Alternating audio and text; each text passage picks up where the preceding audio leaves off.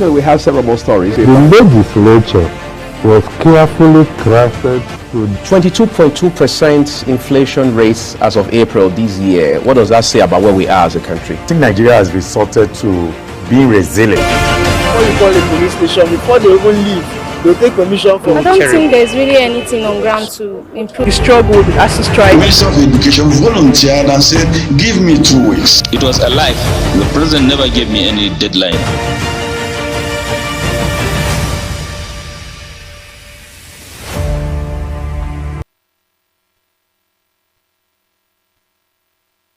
Full day. Welcome to another wonderful Monday morning again. I know everyone is set to get started with the activities for today, but then it is a beautiful day, and what makes it more beautiful is the fact that you can hear us, you can watch us right now on global television. This is Global Morning, where we bring you to speed with the national dailies and vital discussions to help you get your day started.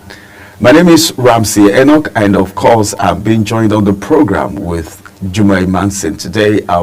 There's okay, I won't say this now, maybe I'll say it later, but then I wanted to say something about her. She's the way she's looking at me. Good morning, Jumai. Good morning, Ramsey Enoch Agbo. How are you doing today? Yes, I'm good. How's your weekend? I wanted to ask. Fine, but you know how it is. It was a very fast weekend for me, maybe because I worked on Saturday. So I was like, now it's Monday. Yesterday I was like, it's Monday already. Oh my goodness, Monday. Those of us rendering essential services don't even have weekends. Yeah, because we don't. But it's great to be here. It's a beautiful time. It's Global Morning, this beautiful day. It's a money-making Monday, like we always call it on radio. But at the same time, it's great to be here. Like Ramsey mentioned, we'll be giving you intimating you about issues making rounds. Of course, the daily newspapers, of course, will be there. The AM News, let's not forget. And yes, my name is Jumai Manson. Well, so many things happening in Nigeria right now. A lot. You already know that, the price of fuel is somehow where it is after the increment. But it's all important to know that whatever goes up, most times people say it will have to come down, the law of gravity. But then this is one part of the world where the law of gravity doesn't really work with products and services when the price is being hiked. But then Nigerians are very optimistic people. If we have Dangote refineries running, and of course Warri Port Harcourt refinery working minimally, we should be expecting something at least, if not totally low, at least it should be something that Nigerians can afford. It's all because of Nigerians and not the actors who are out there to make money. Yeah, every business owner is out there to make money, of course. So we're not saying they shouldn't make money, but make money and let the people from whom you're making this money be comfortable, at least, even if it is not 100%, at least 80%. Yes, and talking about individuals out there, it should be, like you mentioned, affordability is key. It shouldn't be for the actors who actually benefit or make profit from this particular product. It should be each and every one of us should be carried along in this process. Remember, because of these calls, lots of businesses has folded up. A lot of individuals do not even go out with their cars anymore when it comes to fuel. A lot of issues surrounding this particular product because it affects goods and services, especially food, because the hike in food is, let's not even go there, Ramsey, right? So let's talk about affordability for all. And you mentioned something, this part of the world, once something skyrockets up, it takes a while for it to come down. But we hope the needful will be done for affordability, which is key for that accessibility to each and every one of us to have a hold on in Nigeria. I think Daddy is watching. If I say Daddy, you know who I'm talking about. Our father, of course, the president, of course, is watching. And I think this administration is doing certain things, all right, that makes Nigerians feel in 5 years' time there will be some kind of stability in the economy somehow, because different economists have come out with different proposals, and of course we can see the president working with some recommendations that has come from some experts. talk about the tax reform, remember the idea of the tax reform came from a committee set up. Yes, it did. And now it is still it's hanging, and the reason why it's hanging is because there were complaints, and the president have said, okay, let's set up another committee to look into it, so that everyone will be satisfied. Because what makes a system work is when everyone is satisfied. But as a matter of fact, there is no way you can satisfy everyone, but at the same because time, whatever you do, some persons might still want to criticize, but then I think the people who should even listen to more that we should use assessing ourselves are the average Nigerians. Yeah, the masses. The masses. It's very important. Mentioning the masses, you know, like I always say on Global Morning when I'm on with Uyi or whoever we're anchoring the program together, I said, when individuals like the masses actually cast their vote to put you in power, we want you to be our voice. We want you to work for it to be beneficial to us, carry us along, so that, you know, there should be a balance. It doesn't matter whether it's north, south, east, and west. Let there be a balance, because once it affects one, it affects all. So you are our mouthpiece, our voice. So let there be a balance, especially when it comes to the tax reform. There should be agreement. They say you disagree to agree. So I like the fact that there's a committee set up to look into it. And remember, don't forget the percentage that are there. But at the same time, let's just see how well this plays out. As long as it's favorable to the masses, that's the key. I think the masses encompass each and every one of us together. The masses are even the real people right here, because whatever you do, like you rightly said, if you are vying for a political position, the number one thing you should take into consideration is, okay, for who am I going to that office? Yes, exactly. Who interest am I going to defend? Because you were really voted for. Forget about the fact that some persons will say, well, my godfather did it, this person did it, you know. The people really voted for you. And remember, you can be recalled, especially people at the National Assembly, people at the House of Representatives, even though the process is a very long one. I've spoken on this very program with a legal practitioner, and he was trying to spell out the process. Even though the process is long, we should know that we are there because of the people. And this is democracy, government of the people, by the people and for the people. So the people are central as far as governance, democracy is concerned in Nigeria, if we are really practicing what democracy is all about. So it shouldn't be all about you, but then the people. That's what is very important. And just to add to what you've just said, like you mentioned, you said the people actually voted for you. But you know, in this part of the country, we know that sometimes electoral processes are either rigged, and they tell you that this particular persons are not supposed to be in power. And that's why we go to court back to back. Nobody wants to accept defeat. But it doesn't matter how you got to that position. You're there already. So I believe, there's something I believe. I always say to myself, if God did not ordain you to be there, it doesn't matter the manipulation that goes on or whether you were put in that particular position. Always have it at the back of the mind that you have a conscience. And it's very important that you play the role that individuals out there who didn't even want you in power, as long as you do the needful and the right thing, they'll actually accept and say, oh, okay, thank God he's there, so that he can actually, or she can make an impact or a difference. The people in whom you represent should be your top priority, not being greedy by, you know, what we do, launder money and all of that, but the people, the interests of the people. First, like I always tell someone, even if you're going to launder, which is not good, but as long as you're doing the needful and people see what you're doing and you're touching lives, making impact, when it comes to entrepreneurship, when it comes to that particular office, making a difference in that office, oh fine, just make a difference. That's beautiful.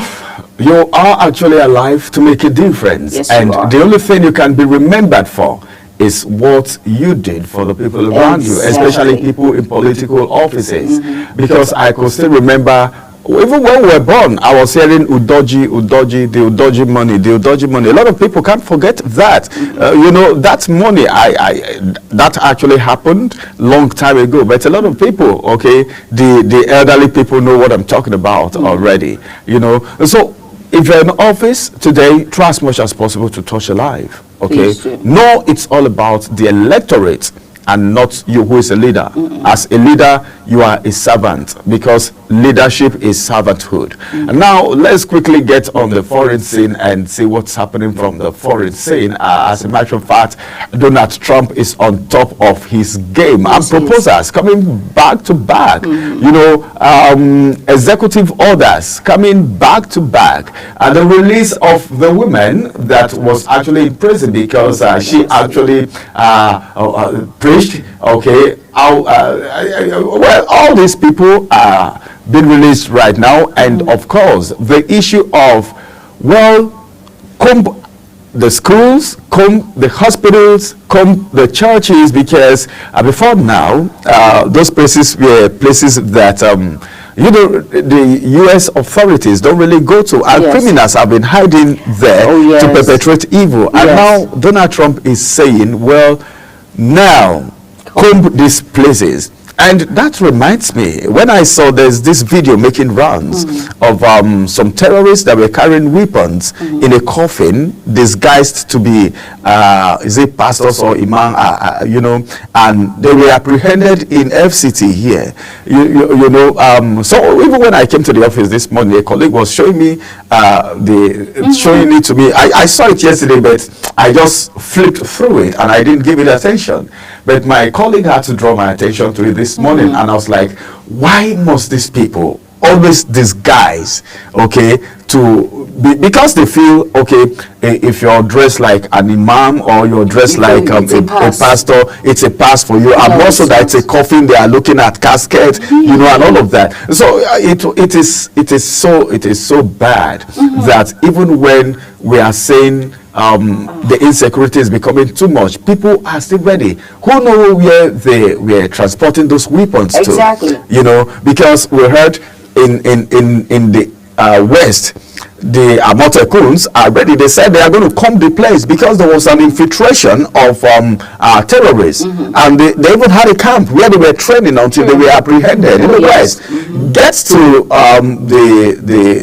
the southern part of Nigeria. We heard, I think, was it on Saturday? It was on the papers that people cannot even stay in their home. They flee their community because of kidnapping and because of killings. These are things that mustn't stay. These are things that we need to fight tooth and nail. The government needs to do something about it. Yes, they do. And just to add to what you've said, I want us to have it at the back of our minds that miscreants will find any way to perpetrate evil.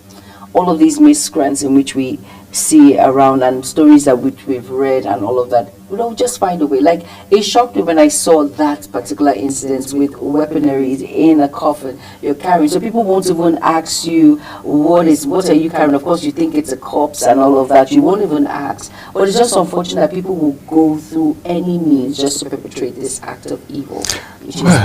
Well, that is it. But just remember that you are the #1 chief security of yourself. So protect yourself. Be careful of where you go to. Be careful of the people you mix up with. Because if these people are caught and you are in their midst, you are going in for it. So secure your environment, secure yourself, secure your family the best way you can. Let's go on a quick break. After this break, we'll return and we'll bring you to speed with the national dailies. What's making round? What are the papers saying? And all of that will be coming your way after this break. Just stay with us.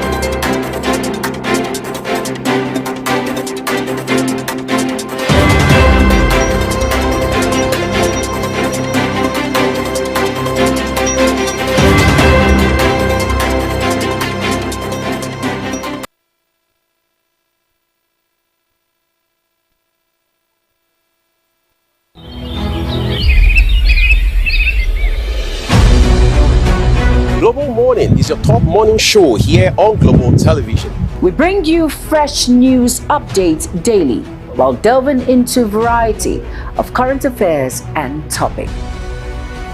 and at the same time keeping you well informed about important events, both national and internationals. Global Morning serves as a valuable source of information, helping viewers like you start your day well informed.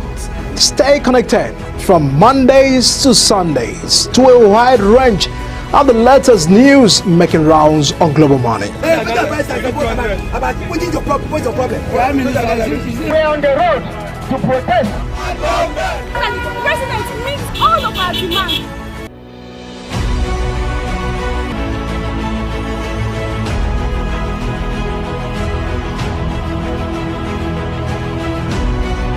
This is Global Morning.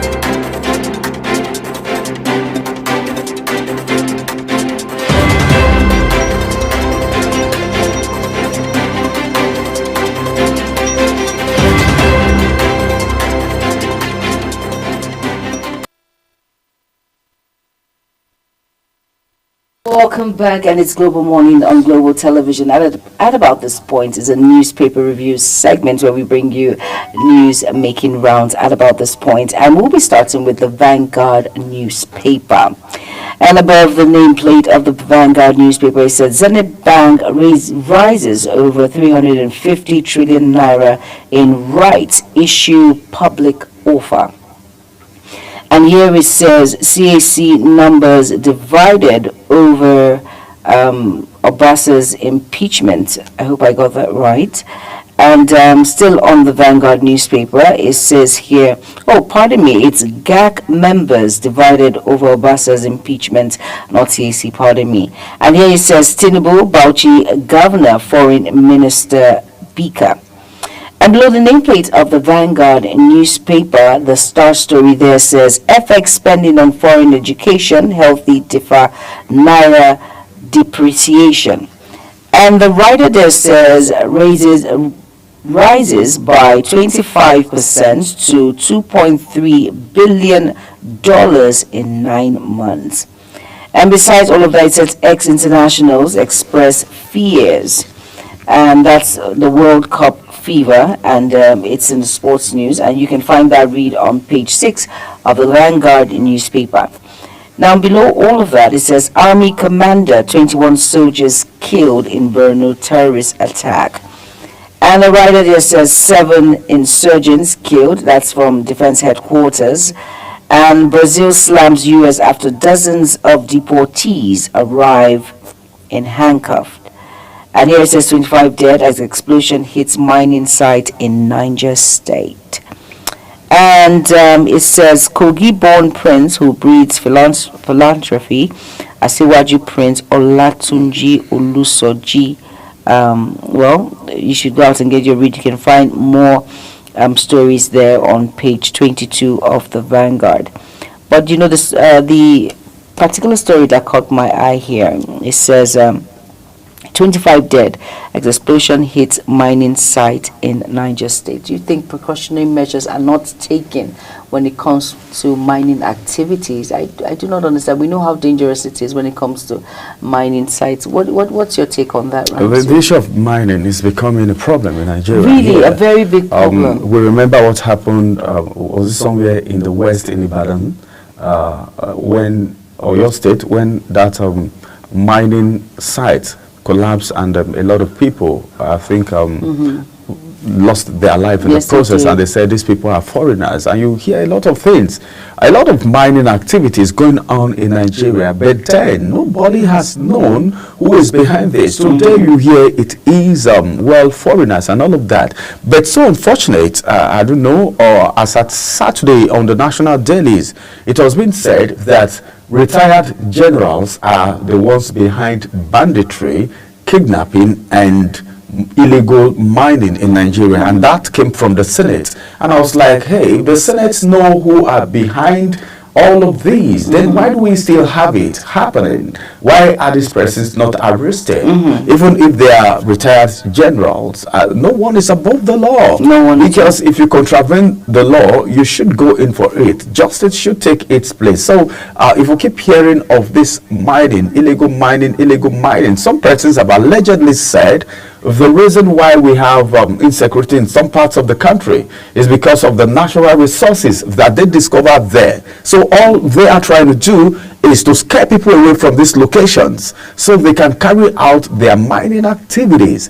But then, if these things are being said to the fore and the public is getting to know about it, the authorities are getting to know about it, then something needs to be done about it ASAP, immediately, or else, like a joke. You know, when Boko Haram started, a lot of people were like, wow, they just want to destabilize Jonathan's administration. Yes, exactly. They were calling names. Look at where we are today with insecurity in Nigeria. And that's what it is. If there is anything fishy, anything that is to the detriment of the development of this nation, as soon as it has been discovered, the authorities should go after it and put a stop to it immediately so it doesn't escalate to a level where damage control wouldn't work anymore. So the mining sites should be monitored, and let's know who is behind this illegal mining. We're talking about illegal mining. If it is legal, you have all the papers and you have what it takes to mine, good and fine. But then if it is illegal, then it becomes a crime.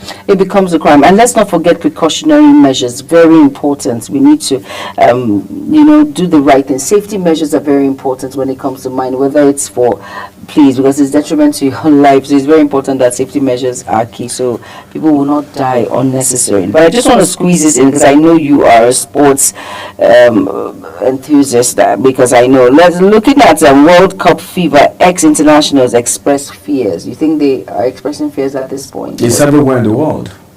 World Cup is where the key players in football, the countries that know how to do the round leader business, come together. Really? You know, first of all, you play qualifiers. Okay, you qualify from your continent. Very important. All right, before you can even go for the World Cup. So even getting to the World Cup alone is a big task. So by the time you get there, you'll be thinking, hey, which country am I going to play with? How far am I going to go? I've seen countries that get to the World Cup and they don't even get above the group stage. Really? Yes, it happens. It's normal. Because you have the best of the best in the world coming together. You know, we're talking about a World Cup here. You know, so it's normal that a fever has to be there. But then the qualifiers is the major thing.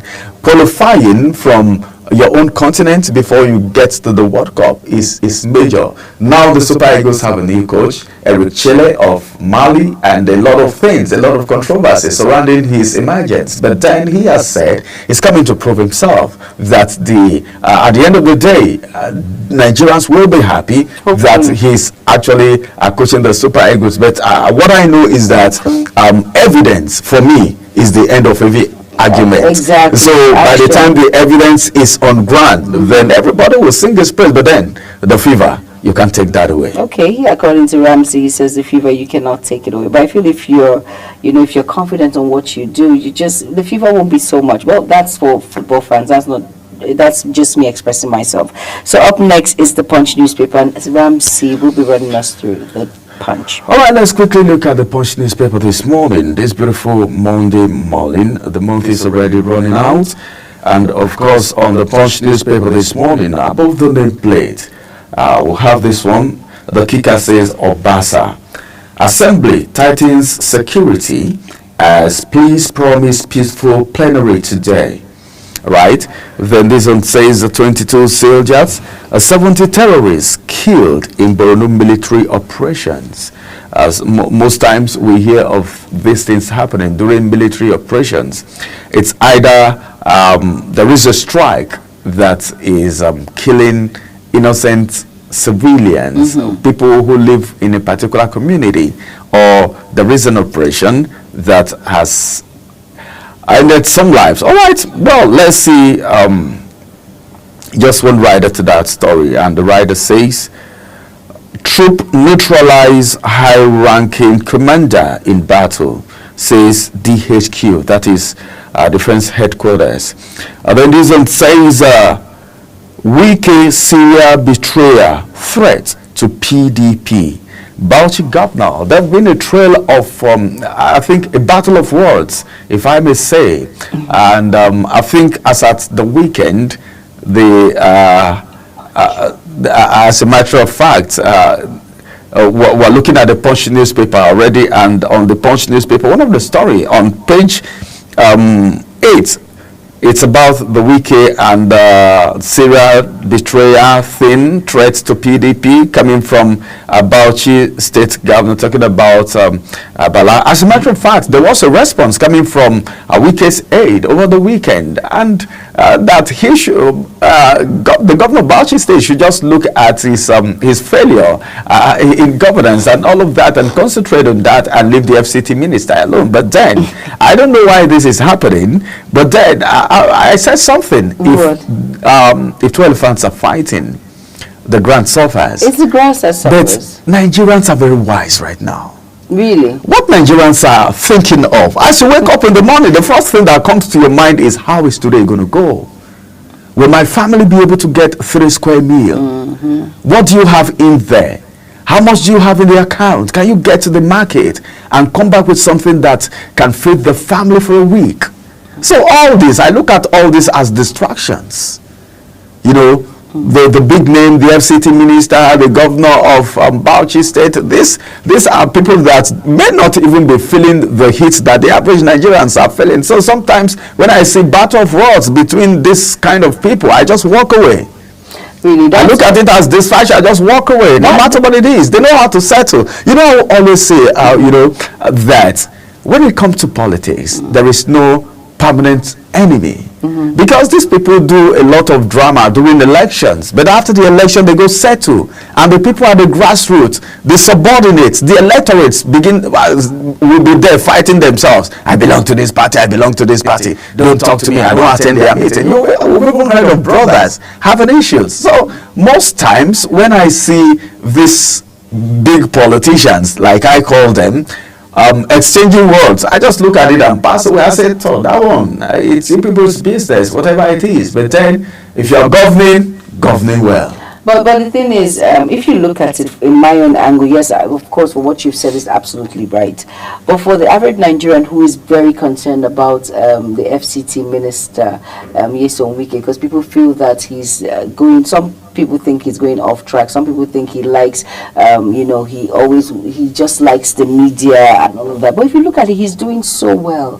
For an aide to outrightly come out and say, look at your fellow individual, look at what he's doing, the impact in which he's making. At least kudos that someone is actually taking sides with Wike for once. Don't you think so? Well, as it is, I think the FCT minister is trying his best. His best. But then, like I'll keep saying, if not until you can go to markets in FCT and return happy, I don't think it's not just FCT, it's everywhere. Because we're talking about the minister of FCT right now. Yeah, but that's what I'm talking about FCT. Not because I don't work with Nyesom Wike. It's just that when you see no, he's doing well. Yesterday night I was discussing with my wife, and we're taking stock of what Wike has done since he came into FCT. And someone asked a question, the past ministers, were they even able to do things in a short time like Wike has done? Exactly. And we're taking statistics, we're taking stock of the past administrations and Wike's administration. Wike has done so much in terms of infrastructure. You know, the roads are looking beautiful. The street lights, the traffic lights, so many other things. Insecurity, at least the one chance thing, it has reduced, though it's not totally out yet, but it has reduced, and the fear of Wike is becoming the beginning of wisdom for one chance in Abuja at the moment. So let's see how all of that let's see how all of that is going to end. More headlines still coming from the Punch newspaper this morning, and now to the Star Story. What's the Star Story saying? Marketers may dump Dangote fuel as imported petrol cost 922 naira per liter. Meaning, it's like that of Dangote is more expensive. Yes, marketers may dump Dangote fuel. I don't know. I don't want to talk. I don't want to talk. Let it not appear as if Ramsey is saying so many things this morning. But out of the abundance of the heart, the mouth speaketh. So whatever I'm saying now, you should know that yes, so many things are happening in Nigeria that those of us that are in the media space, who are bridging the gap between the people and people in governance will need to say some very relevant things because we are more like the mouthpiece of the people, you know. And Dangote Refinery, a lot of people were happy. Finally Suko is here. Finally we'll be able to buy. There is not going to be high C, this, that, price of crude at the international market and all of that, because we got a crude here and it's been refined here and a lot of people were happy. But all this drama coming, I don't know. And I think I started suspecting something from the beginning when the fixing of the price of this product didn't come from Dangote himself, and he came out to cry out that he's the one fixing the price. And we're happy when there was reduction in price. Though a lot of people, the commercial drivers, you know, I interview them a lot of times if I bought their vehicle. Sometimes intentionally we get to board this commercial vehicle so that we can interact with people, because the average Nigerians, you can get them in places like that. And even the commercial drivers, they will tell you, you're talking about reduction, how much? They are still selling at this rate.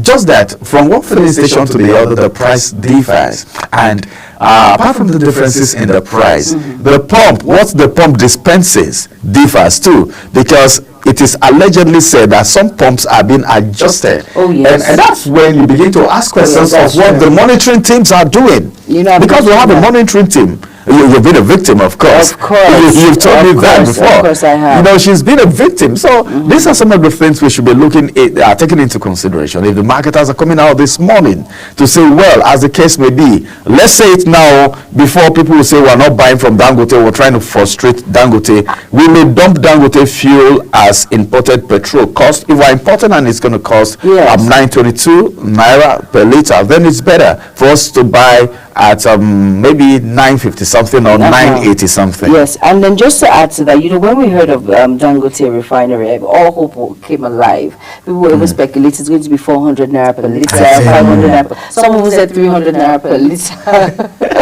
We'll never get to 300 naira in this country. Really? Oh goodness! But let's see. They should just 500 is even, at least let's manage 500 for now. In fact, you're one saying that you go to a few stations 1,000 naira and something per liter. But the thing is, let's just keep hope alive and see how well this plays out. But you know, for me as a Nigerian, I thought the Dangote Refinery was going to bring sukkah to us. Every Nigerian. I felt, oh my goodness, thank God. Do you know, when I even heard about it, I said, okay, I'm not going to buy fuel next week. I'm going to wait and see what's going to happen. What I heard. Then she was actually shocked.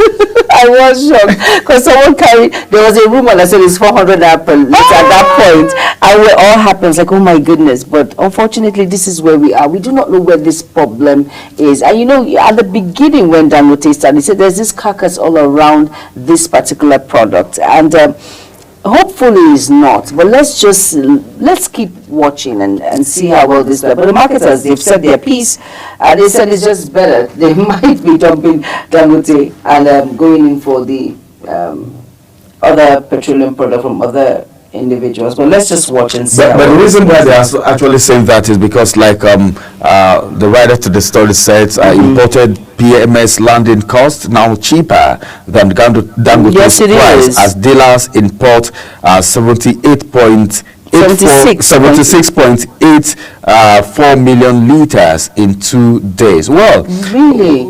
Can you imagine that? That's a wide margin. The margin is so much. It is. The margin is so much. All right. More headlines from the Punch newspaper. India shows military might at Republic Day parade. Arigbesola's group quits APC, cites members' expulsion and suspension. Details on page 18 of the Punch newspaper. 1.3 billion naira fraud. That's the kicker. Police to arraign Obanikoro's son, others February 27th. Then finally from here, Zenith Bank raises 350 billion naira from rights issues, public offer. That's going to be the size of the headlines from the Punch newspaper this morning as we move to the next point of call. All right, the next point of call is the Guardian newspaper. And below that nameplate of the Guardian, the star story there says 7 banks raised 1.3 trillion naira as others shun public offer over rules cost. And that's a picture there. And here it says crude importation. Vessel crisis may keep PMS price high. And here it says anxiety in Lagos, assembly ahead of Obasa's resumption. 4 banks risk USSD disconnection today as SURAP sues federal government NCC over tariff hike. And you can find that read on page 21 of the Guardian newspaper. And it says food displaced over 2 million. Flood displaced over 2 million pupils in Nigeria last year. And it says 4 killed, many injured in Niger mining site explosion. And at the tail end of the Guardian newspaper, it says Lugbe Estate, Rivers Park Estate developer gets restraining order against 2 firms. And that's the story making rounds here on the Guardian newspaper. Please go out and get yourself a copy to be well knowledgeable about issues making rounds. Talking about 7 banks raised 1.3 trillion naira. Others shun public offers over rules cost. But another story that caught my eye really, it says here, it says crude importation, vessel crisis may keep PMS price high. Like that means we've not gone anywhere. We're still in this. There's no point thinking to ourselves that this PMS is going to go on a low cost soon. It's still going to be very high. So we should. Is it like preparing our minds that let's not think further than that?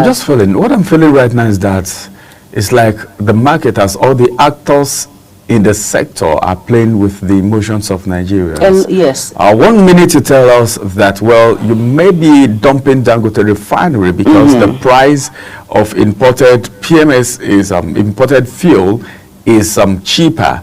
The second time you're telling us that the price is going to go high. So of what difference does it make? If the price is going to be high, then patronize Dangote. Yes, exactly. Because at the end of the day, you're going to hear so many things like, oh, while we're importing, this happened, this happened. There was, in fact, Naira was so, the exchange rate, and so many things. Before you know it, they are having excuses, reasons to increase the price of this product. So, please, I think Nigerians are going through so much. We're going, yes, exactly. So there is no need playing with the emotions of Nigerians.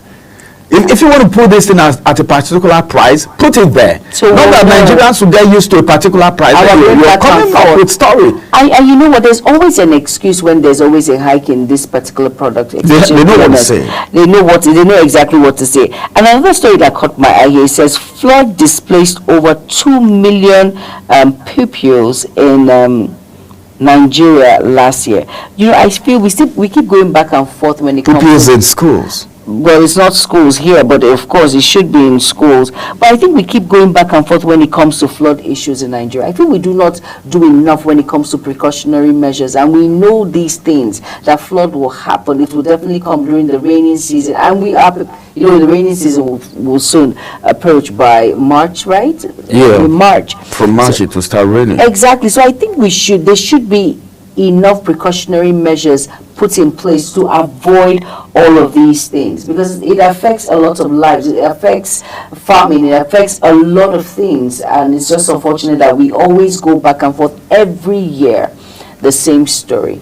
The same story every year. I think something needs to be done because anytime flood comes, it's just like I don't know. But then the flood does not come, and people's life in that location remain the same. No, that's what it is. It's just like a thief.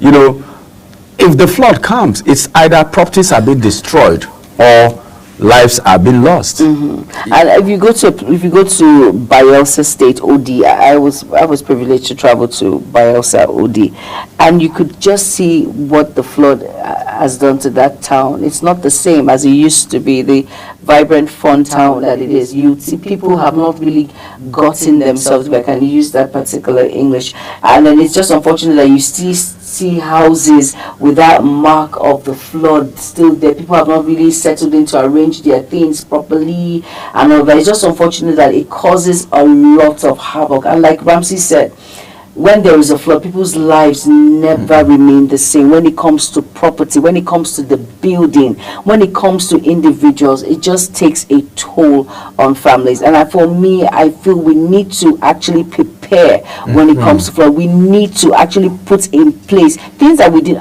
There should be a committee. You know, at the beginning, I always say, when the president got into power, I always go back to his speech when he says there will be committees set up to monitor, you know, people in particular sectors. And I think we have a long way to go when it comes to issues like this.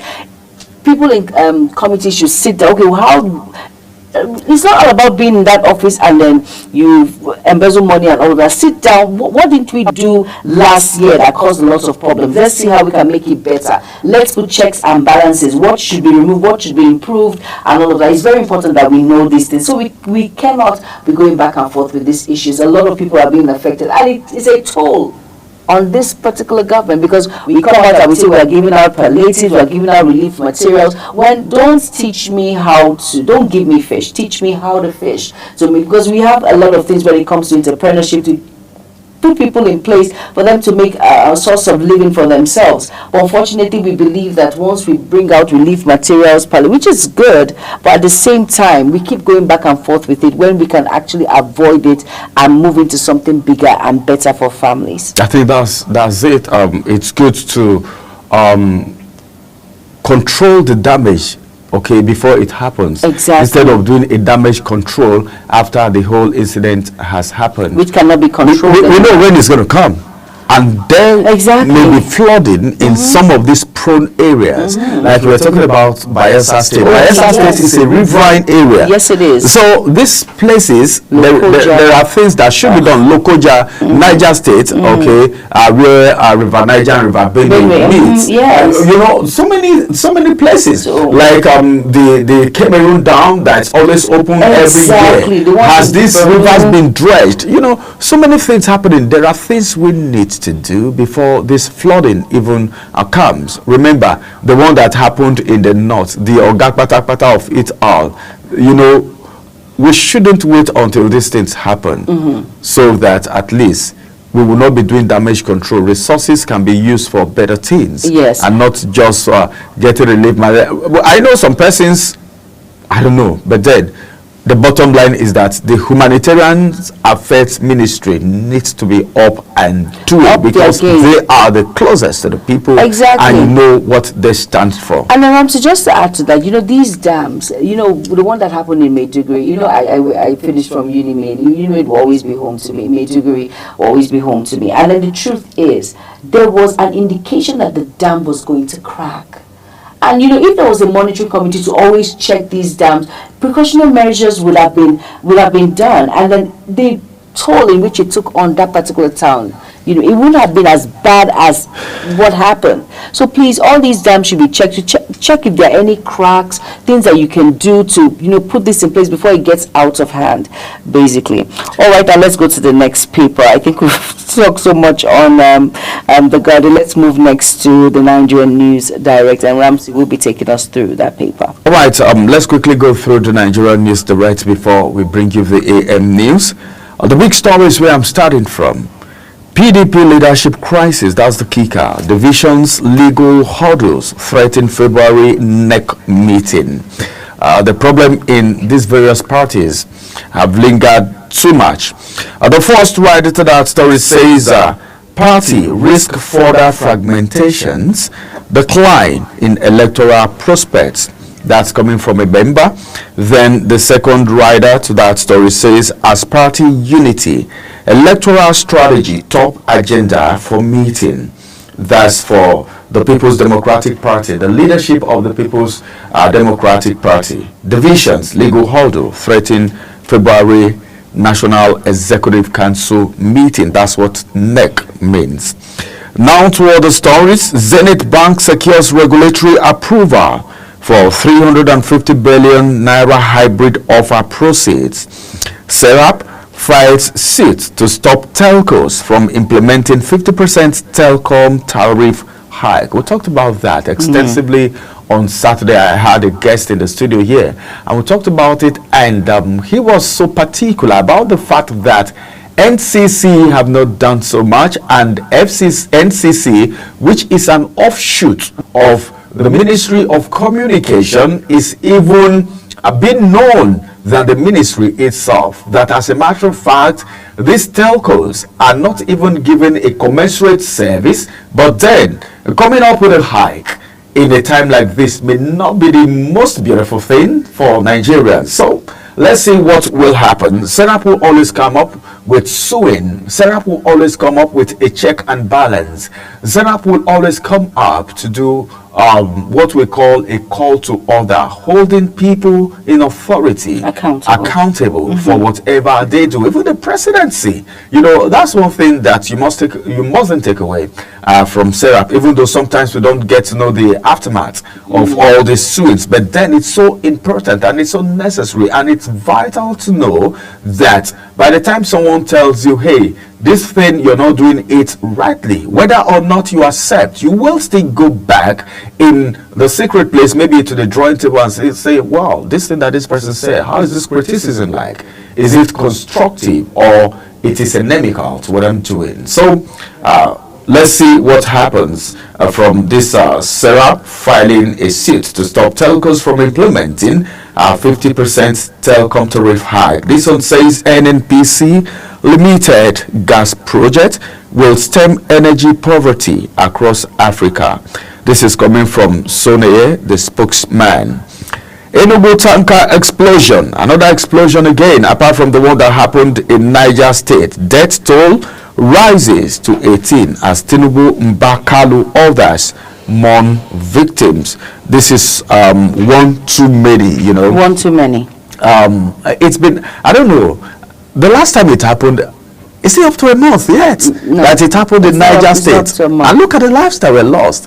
You know, the president came out to say, well, something needs to be done. Exactly. And that thing has not been done. Now it's happening in again in Enugu State. And one of the things is that whenever these things happen, lives will be lost. Throwing people into mourning, which is not the best. I think something needs to be done ASAP about this. Then this one says NDLEA foils UK bound illicit drug plots hidden in Duvet. All right, these people know how they do their things. And as a matter of fact, because of our time, this is going to be the size of the stories from the Nigerian News Direct this morning. All right, we'll just quickly run through the Daily Trust because of our time, like Ramsey has mentioned. And below the nameplate of the Daily Trust, it says how 20 perished in Enugu tanker fire. And Ramsey just spoke about that now. And it says here, 56 billion naira Mambila project, federal government Sunrise Power awaits Paris court verdict. Why Sharia panels are generating controversy in Southwest. Now the Star story on the Daily Trust says Boko Haram kills 22 soldiers, many CJTF. And the writer says we neutralized over 70 terrorists, and that's the military. And I'm still on the Daily Trust. It says 3 killed, many injured as explosion rocks Niger mining site. And below the feet of the Daily Trust, it says Zenith raises 15 billion naira in rights and that's on the public offer. It says USSD small business owners cry out ahead disconnection. And basically that's it on the Daily Trust. Please go out and get your copy to be well informed on the news making rounds. And with that, we have to wrap it up on the newspaper segment on Global Morning. And do not go anywhere. Up next is the AM News. Stay tuned.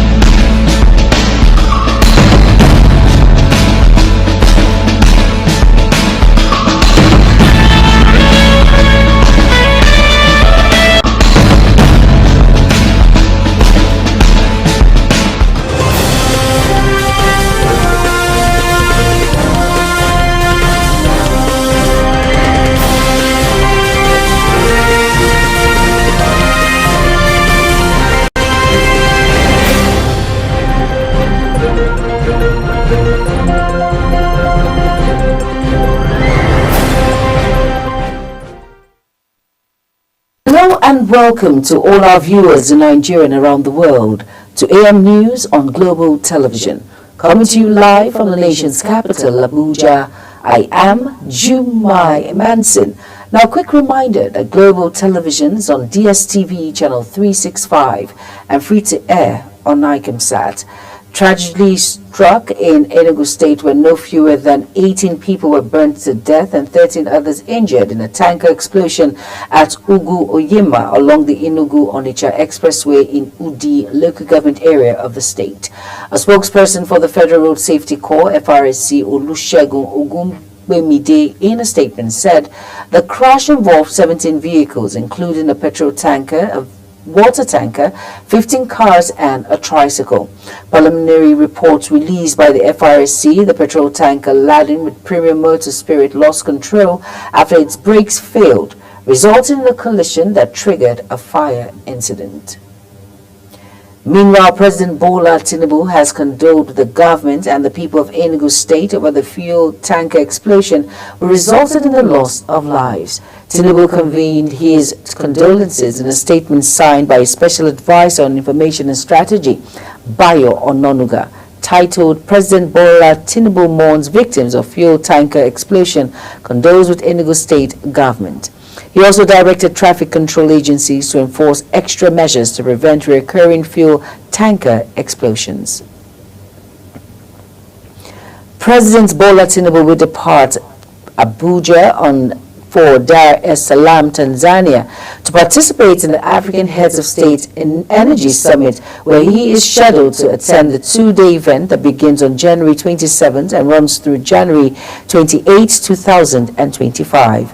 Special Advisor on Information and Strategy to the President, Bayo Ononuga, says the summit, hosted by the government of Tanzania in collaboration with the African Development Bank Group and the World Bank, aims to advance Mission 300, an initiative to provide electricity access to 300 million people in Africa by 2030. Let's go on a very quick break. AM News continues shortly. Stay tuned.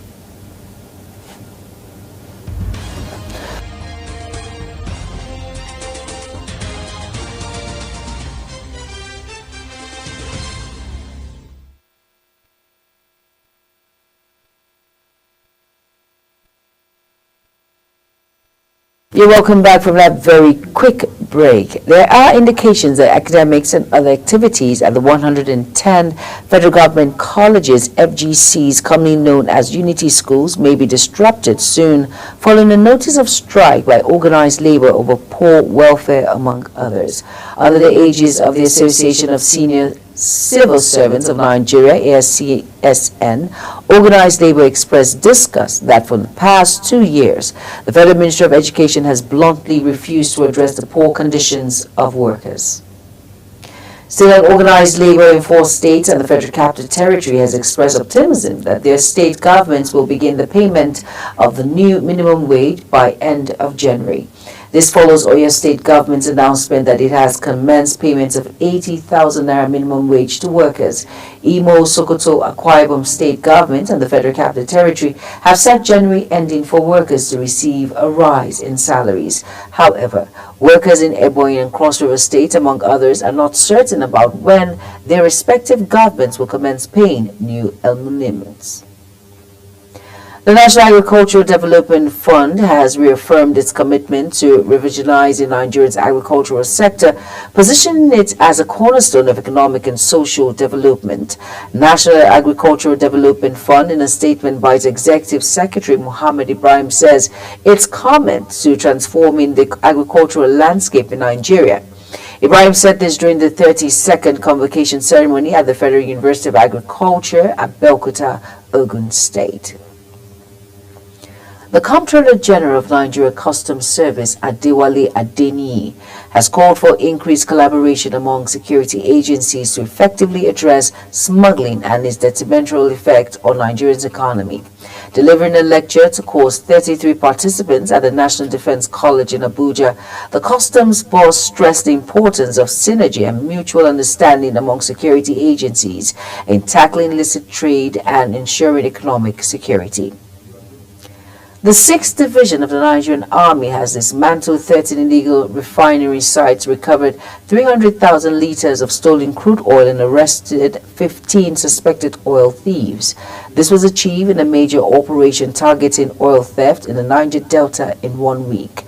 The Acting Deputy Director, 6th Division Army Public Relations Officer Jonah Danjuma disclosed this in a statement issued in Port Harcourt. Operatives of the National Drug Law Enforcement Agency, NDLEA, have intercepted a shipment of cannabis, also called loud, concealed in a duvet and destined for the United Kingdom. The agency's Director of Media and Advocacy, Femi Babafemi, disclosed in a statement that the consignment was intercepted at the Murtala Mohammed International Airport in Ikeja, Lagos.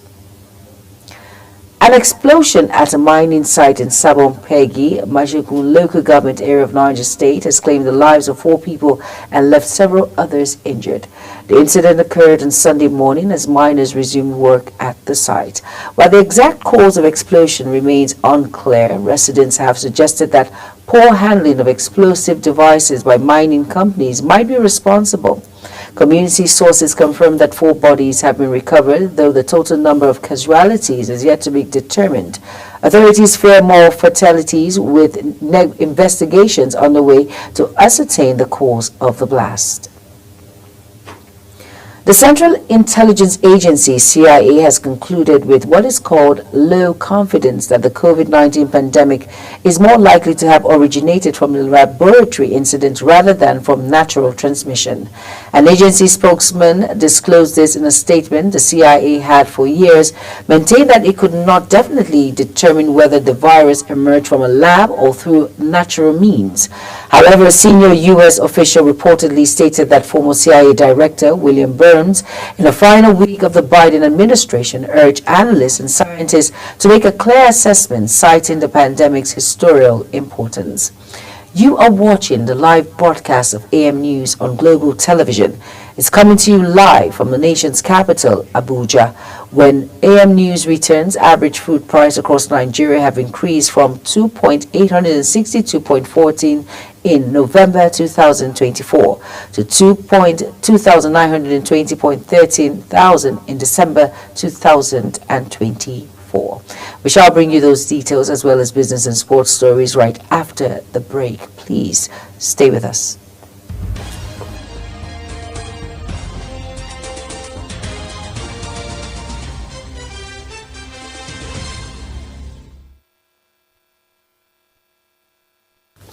You're welcome back, and if you're just tuning in, this is AM News on Global Television.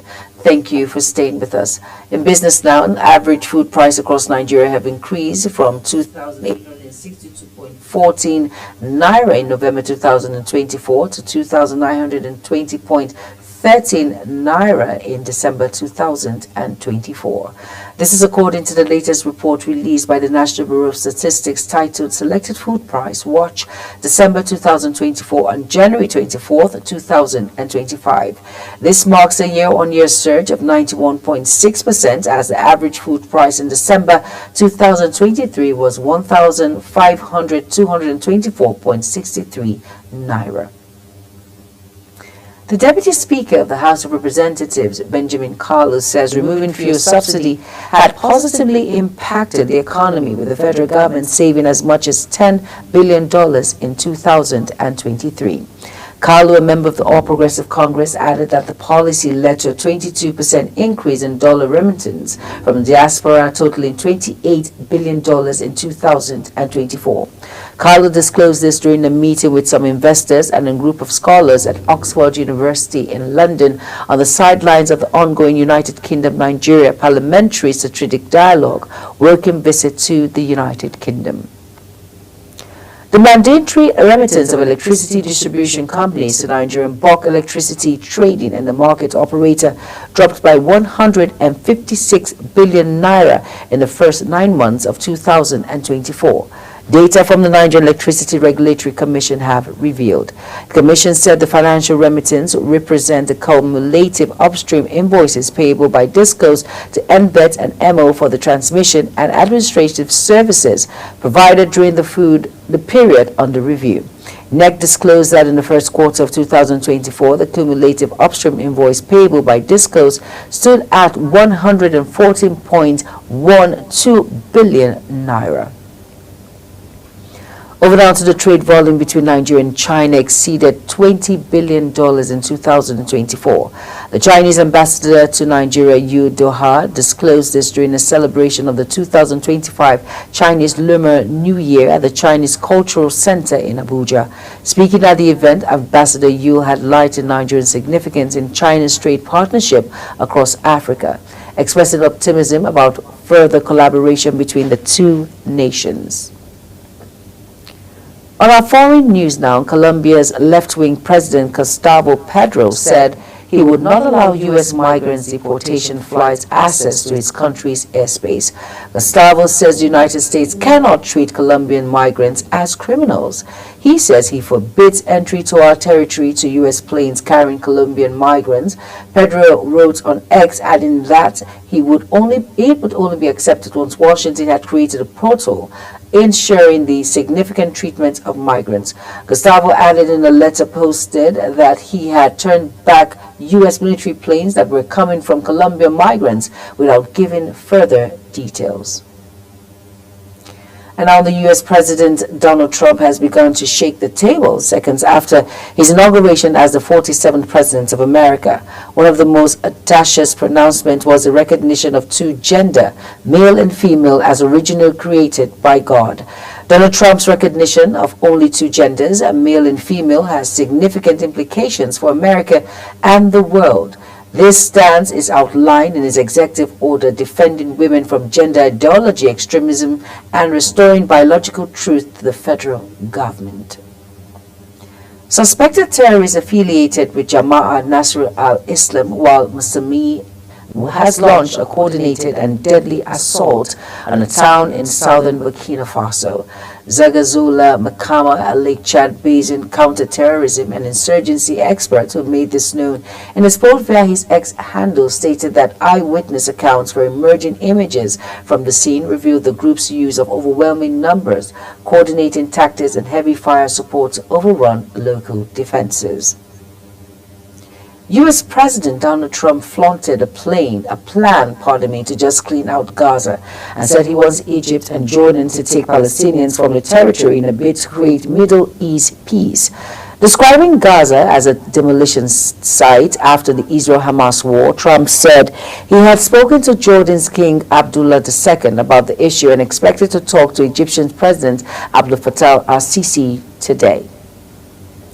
In the meantime, Hamas and militant alliance Islamic Jihad has reacted with fury and indifference to a plan flaunted by the U.S. President Donald Trump to clean out Gaza, where fragile truce between Israel and Hamas aimed at parliamentary ending the war enters its second week. This was no immediate reaction from Israel Prime Minister Benjamin Netanyahu, but a far-right minister welcomed Trump's great idea. Israel and Hamas accused each other of ceasefire breaches linked to the latest hostage prisoner swap that occurred on Saturday under the truce deal that comes into effect on January 19th. The United States, the world's biggest donor, froze virtually all foreign aid, making exception only for emergency food and military funding for Israel and Egypt. Secretary of State Marco Rubio sent an internal memo days after Donald Trump took office, vowing an American-first policy of tightly restricting assistance overseas. The sweeping order appears to affect everything from development assistance to military aid, including the Ukraine, which received billions of dollars in weapons under Trump's predecessor Joe Biden, as it tries to repel a Russian invasion. And now on sports, AC Milan turned gears to cheers as Sunday as 2 goals in stoppage time gave the 7-time European champions a stunning 3-2 win over Parma in Serie A. Trailing to what looked like being Enrico Del Parto's winner for Parma heading into added time, Milan triumphed thanks to strikes from Tijani Regina and Samuel Chukwueze, sending previously frustrated fans delirious with joy. United States tennis player Madison Keys has defeated Belarus' Anya Sabalenka to clinch the 2025 Australian Open women's title. Keys defeated Sabalenka to claim her first Grand Slam title as a Rod Laver Arena. The American number 19 seed had been the underdog against the two-time defending champion who was seeking a 21st consecutive Melbourne match win. The 29-year-old came the first player to deny the world's top-ranked women at the majors since Sabalenka at Roland Garros 2000. She's also the first to do so at the Australian Open since Serena Williams in 2005. A clinical genic Sinner swap post Alexander Zverev to retain his Australian Open title on Sunday and cement his status as a world's dominant player. Becoming the first Italian to win the 3 Grand Slam, the 23-year-old came through a tense battle between the world's top 2 players, 6-3, 7-6, 6-3 on Rod Laver Arena, raising his arms in the air and looking to the sky. Nigerians opened Super 6 clash with England at the 2025 ICC Under-19 Women's T20 World Cup in Malaysia was abandoned on Saturday due to incessant rain. International Cricket Council confirmed the development in a statement. This marks the second time the junior female yellow cards have had a match called off due to rain at the tournament, following the abandoned Group Open against Samoa. As Global AM News comes to an end, let's take a quick look at our top stories again. President Bola Tinubu has condoled with the government and the people of Enugu State over the fuel tanker explosion resulted in the loss of lives.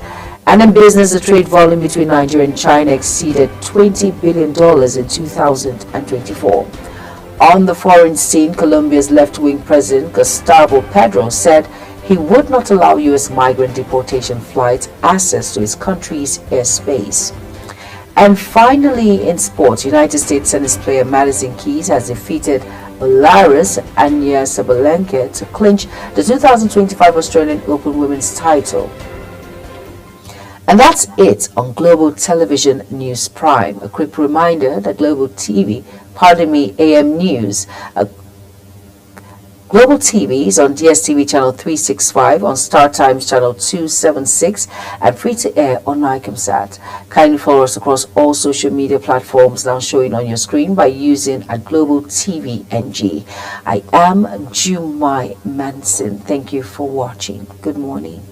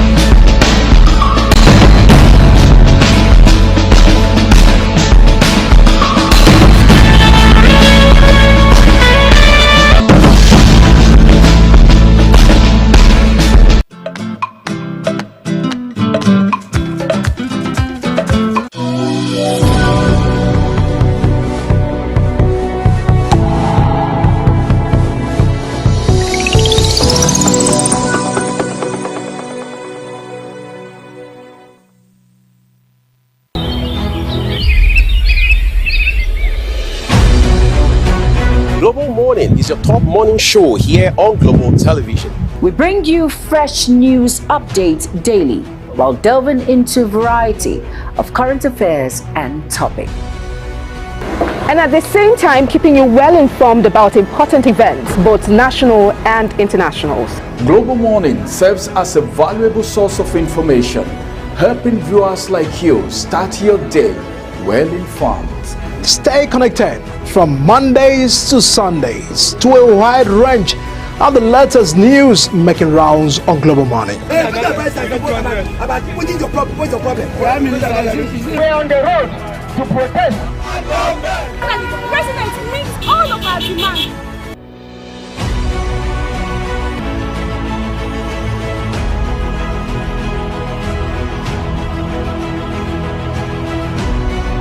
This is Global Morning.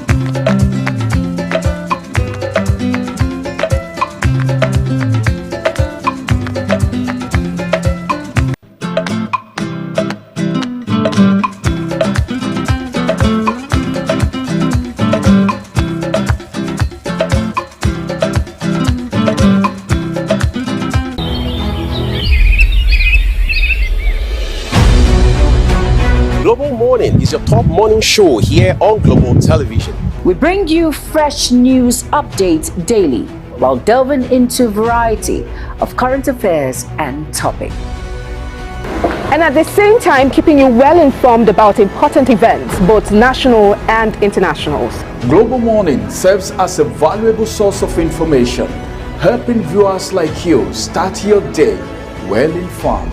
Stay connected from Mondays to Sundays to a wide range of the latest news making rounds on Global Morning. We're on the road to protest. The president meets all of our demands.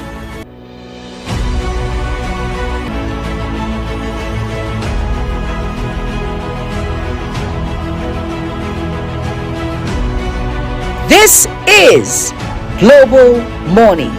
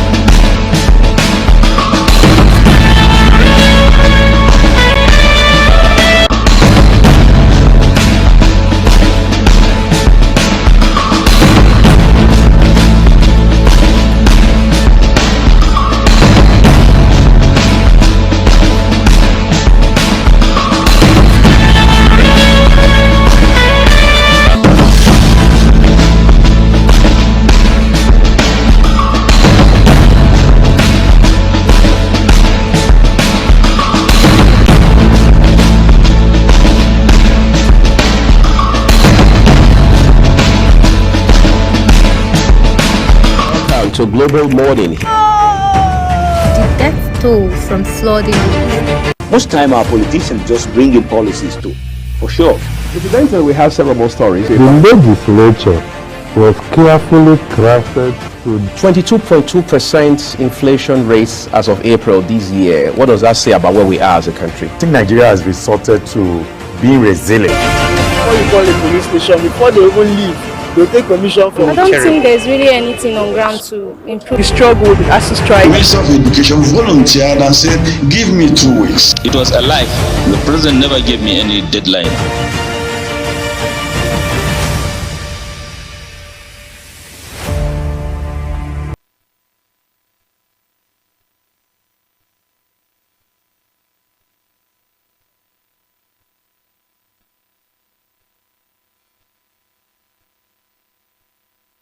Welcome back. It is the Global Morning, and this is the first discussion for the day. As a matter of fact, so many things happening in Nigeria right now. If you wake up in the morning, the first thing that comes to your mind is, as I'm going out today, I don't want to come across anything that has to do with insecurity, because you won't even know, as the vehicle you're boarding from that bus stop, the next person that is entering the car, down to where you're going to, you don't even know what's going to happen next. You know, this is the situation Nigerians found themselves right now. This is where we are. And as a matter of fact, let's go into the first discussion, which is going to be about insecurity. State of the nation, insecurity taking tolls on almost every activity right now. And of course, I have my colleague join me on this conversation today. Mr. Uyi is right here. Good morning, Uyi. Rams, it's a pleasure being here. First off, I'll say, hope you had a great weekend. The weekend was really great, even though it was short, as a matter of fact. As always the case. Yes, it was short. Now, I want to look at insecurity. Over the weekend, so many things happened. Apart from the fact that on Saturday, there was a concern in the national dailies about Anambra State, where people flee their communities. Why? Because of banditry and killing. This and I said something on Saturday during that newspaper review, and I said something like, this is happening in the community. Who are these people? Are they coming from outside to do these killings in these communities, or they are still insiders? What is the position of the traditional rulers? If it is beyond the traditional rulers, what about the youths in the community? Don't they know these persons? If it's about them, what about the number one chief security of the state, the governor, from the local government chairman even to the governor? Why do we keep having all of this? Then you move away from there. You come to talk about the North. Well, I think that one is what everybody know now. People cannot sleep in Nigeria with their two eyes closed right now because of insecurity. And it will amaze you to know that in one of the papers over the weekend, it was being said that kidnapping, banditry, and of course illegal mining is being sponsored, that people responsible are retired generals. And that statement came from the Senate. And all this culminates to form what we are calling insecurity today. So let's look at the situation of the country right now. Do you think this administration is doing so much as far as insecurity is concerned, looking at all these concerns that we have? Oh, again, obviously, it's a pleasure to be here. If we want to talk about enough, I mean, in terms of what is actually enough, you're wondering, how do you define what is enough and what is not, right? But let's backtrack a little historically.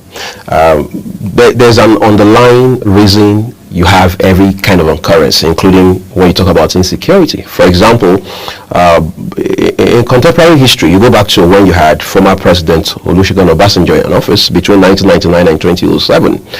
In between that 8-year period, you would have noticed that agitation in the south, the Niger Delta region, as we call it, was rife on account of the issue around crude exploration, of course the militants doing their thing, and the whole thing having to do with resource control and all of that. But thankfully by 2007, former President, late President Yaradua, blessed memory, came into office, and of course the amnesty program started, and there was ease in that part of the country, and it will take another 2-3 years before we moved to the northeast, Borno State in particular, where Boko Haram had become a phenomenon for all the wrong reasons in the world, right? So the question is, how did we also get there?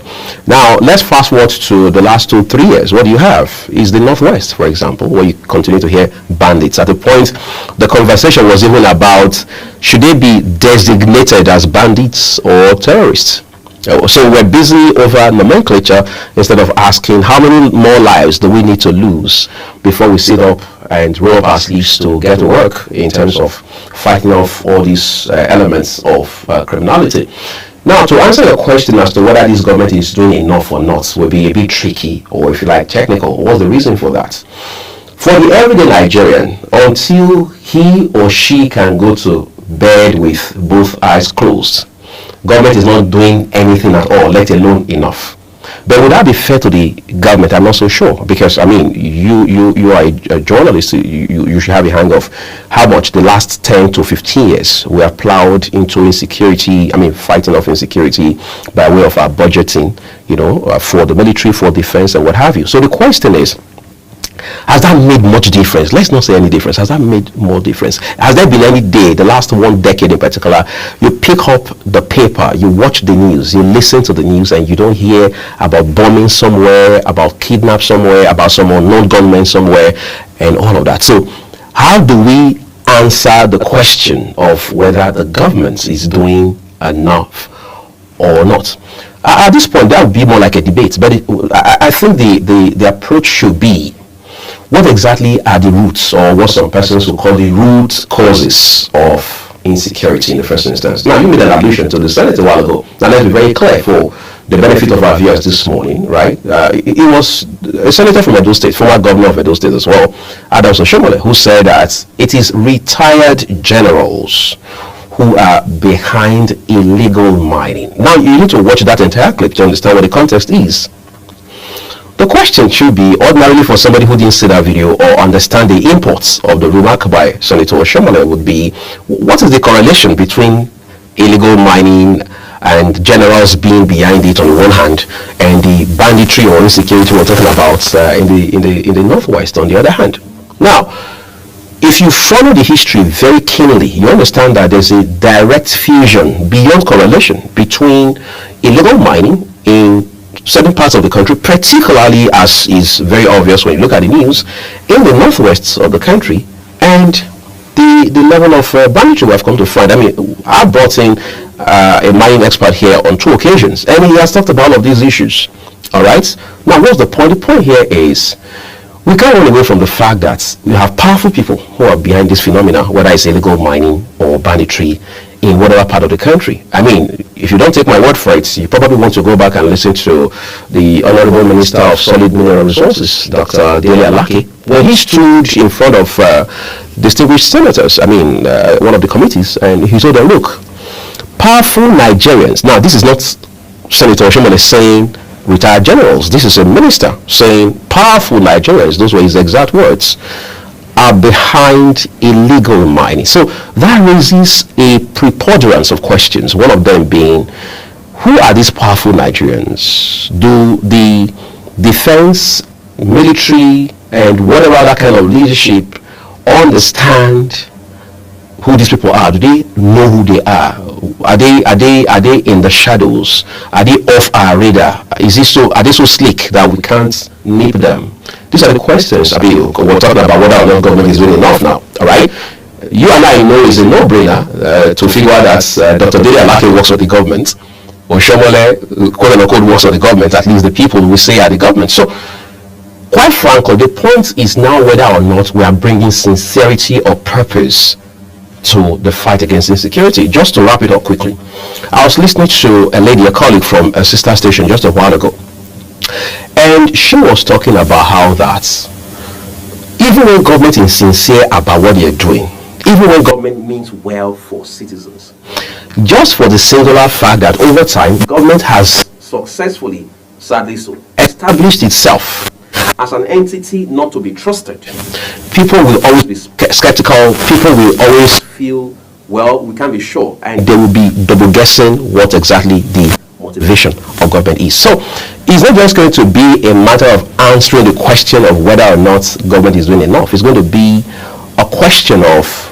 does government put results in front of Nigerians? When you say we are winning across all the theaters of operation, like the defense authorities will come to update us bi-monthly, what exactly are the indices? What are the indicators that show that you're winning? It's like you saying the economy is doing well. The economy has been doing well since 2021.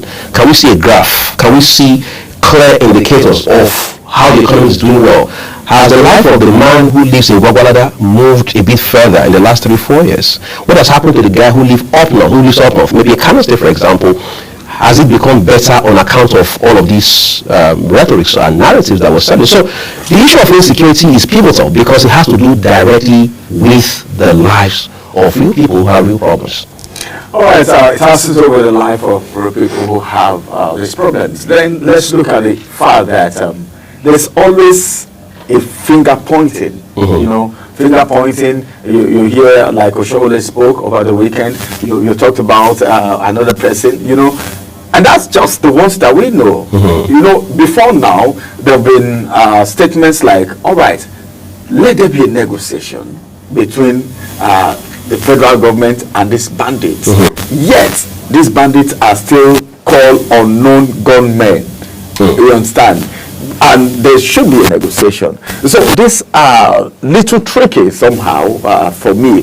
So now, as it is, what do you think is not being done well? We're not saying nothing is being done, but we're talking about being done well now. Okay, better. Than you talked about putting results first in front of Nigerians, so that at least Nigerians can know a lot is going on, instead of just the paperwork that we have.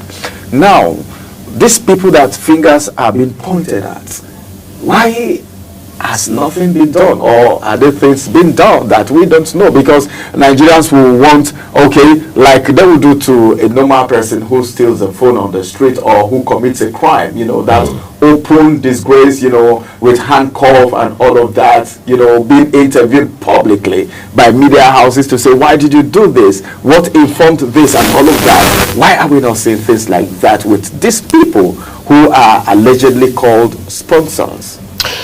Okay, here's the thing. I think the Nigerian state needs to be a bit more serious, Ramsey. Not just for Nigerians alone, which is of course fundamental, but for the entire world. We want to be taken seriously by the rest of the world, right? End to end. But the question is, internally, do we take ourselves seriously enough? I'll take you back again a little. A time there was in this country, a recent history under former president, immediate past president, I probably should say, Muhammadu Buhari, where you had Minister of Justice, who of course doubled as Attorney General of the country, Abubakar Malami SAN, who did tell us that about 400 alleged sponsors of terror were already being lined up for trial. Then at the point we moved the conversation a little higher by one notch, we're now asking ourselves, should they be tried in an open court or should they be tried secretly? Of course, we all know better. By 29th of May 2023, that government had left office. Of course, they say the rest is history. Now the question is, between then and now, it's almost the second year cycling out after the lifetime of that government. Who is talking about those 400 people, whether or not they are still being tried, what has happened this entire time? I'm just saying. We have seen cases of people said to be alleged sponsors of terror here and there, with evidence against them that the federal government is putting up, is just putting up resources to take them to court, charge them, and so on and so forth. We have not heard much about that. I'm relatively young, but I do remember clearly that we had the head of state in this country, late General Sani Abacha, who once said that if insurgency or any kind of crime that is of national scale, all right, persist for 24 to 48 hours, there's a pretty good chance that the government is complicit. Now, that's what the point we're making. Was saying that this government, of course, same for the ones before it, has the burden of proving that late general wrong. Maybe we should allow that sink in for a second. What's the point in all of this? If government cannot guarantee the protection of lives and property of citizens, government can even guarantee basic things, then the question is, what then is government doing the entire time? You talk about finger pointing, buck passing, who did it, who didn't do it, no, we suspect you, no, you suspect us. Why do we have the military authority? Why do we have the defense authority? We've heard those in defense, the military, talk about whether we should use kinetic or not kinetic approach. Nigerians are not very interested in what approach you're using. Nigerians are saying, look, by all means, figure out who these people are, identify the problems, take them out where necessary, fix the situation, end of story. So in the final analysis, the point is, like you asked, what are we not doing right? Where is the broken link? And I'll take you back again a little. In recent times, we had a former chief of army staff who stood in front of an entire Senate. And he said it will take 20 years to fight off insurgency in Nigeria. I think that was 3 years ago. Now, if we were to go by that hypothesis, as they call it in research, it means we have 17 more years to win the war against insurgency. But let me shock you a little, Ramsey. Nobody, as far as I know, has come to ask him, hold on a second, sir. By what method do you come to that conclusion that it will take 20 years to win the war against insurgency in Nigeria? Again, it goes back to two things: sincerity of purpose and transparency. People have said that we are not getting what they call ROI, return on investments, on what we plow into budget for defense, for military, and what have you. But is that far-fetched? Of course it's not. Now the question is, who should we hold accountable? And that's why you see that by default, it's only natural instinct that people start with the president, whether it's President Tinubu today or the presidents before him or the ones that will come after him. Because the way Nigeria is wired is such that the president is not just the man who sits as Asa Rockvilla, is the commander-in-chief. Take note, commander-in-chief. The other commanders, but he is the chief commander of the armed forces of the Federal Republic of Nigeria. Now, that's not just an appellation or a designation. is a bulk of burden and demand on his shoulders. All right. I think that is very, very explicit. But then, you made a statement. You said something while you were speaking. You talked about the fact that we had some names, should I say shortlisted also, that were supposed to be tried, either in a secret court or in an open court by the previous administration, which never saw the light of day before they left. Then that takes us to continuity in government right now, because one of the things that is lacking in Nigerian government, in governance as far as Nigeria is concerned, is continuity. Right. Because each administration always comes with an agenda, forgetting about the agenda of the past administration. And that takes us to the fact that this governance we're talking about is not about the leaders, but about the people. You know, somebody started something with the people, who are the fulcrum of this governance now, because they are the center of the show. As a matter of fact, anything you're doing, it's about the people. Now, even if there shouldn't, even if there is no continuity in every other areas, insecurity is one area that is very, very, very crucial. Why not have a continuity in the area of insecurity? Maybe trying those people, getting, or is it that some persons are allegedly behind this insecurity of a thing that they don't want it to end, or else every average Nigerian will think, well, there should be a continuity, especially for this area of insecurity, people that have already been arrested. Because for me, I will feel that is a job already being done for you by the previous administration. And what's left for you is to continue with the trial, because the administration just passed. The judges didn't pass. The documents didn't pass. Whatever it is that indicted them, that made them arrested, you know, even though, if not until being tried, you can't say categorically that they are responsible. Why not continue, okay, with the prosecution of these people, especially when it has to do with insecurity, even though we know continuity is not in most of the programs of the people we have in government. Okay, here's the interesting thing again, Ramsey. A lot of Nigerians have thought, since it was an APC government succeeding another APC government, there will be some sort of seamless transition, there will be some fusion, there will be some carryover, so to speak, right, of policy, direction, of priorities, or what have you. Whether that is happening or not, or the extent to which it's happening, is yet to be seen. But you see, in all of this, if you make the people the centerpiece, like the centrality of the kind of leadership you're providing or the governance style you're pursuing, it will be very obvious in the things that come first. You know, the Englishman says, keep the main thing the main thing. So the question is, for our governments across board, whether it's federal, states, or local, what exactly is the main thing is very important, right? Issues around insecurity are not to be politicized. It's not about, is it PDP, is it APC, is it Labour, is it APGA, is it MNPP? Those are pedestrian conversations. It should be about, what should our military be doing? What should we be giving them? What amount of resources do they need? What are the critical tools they require to get the job done?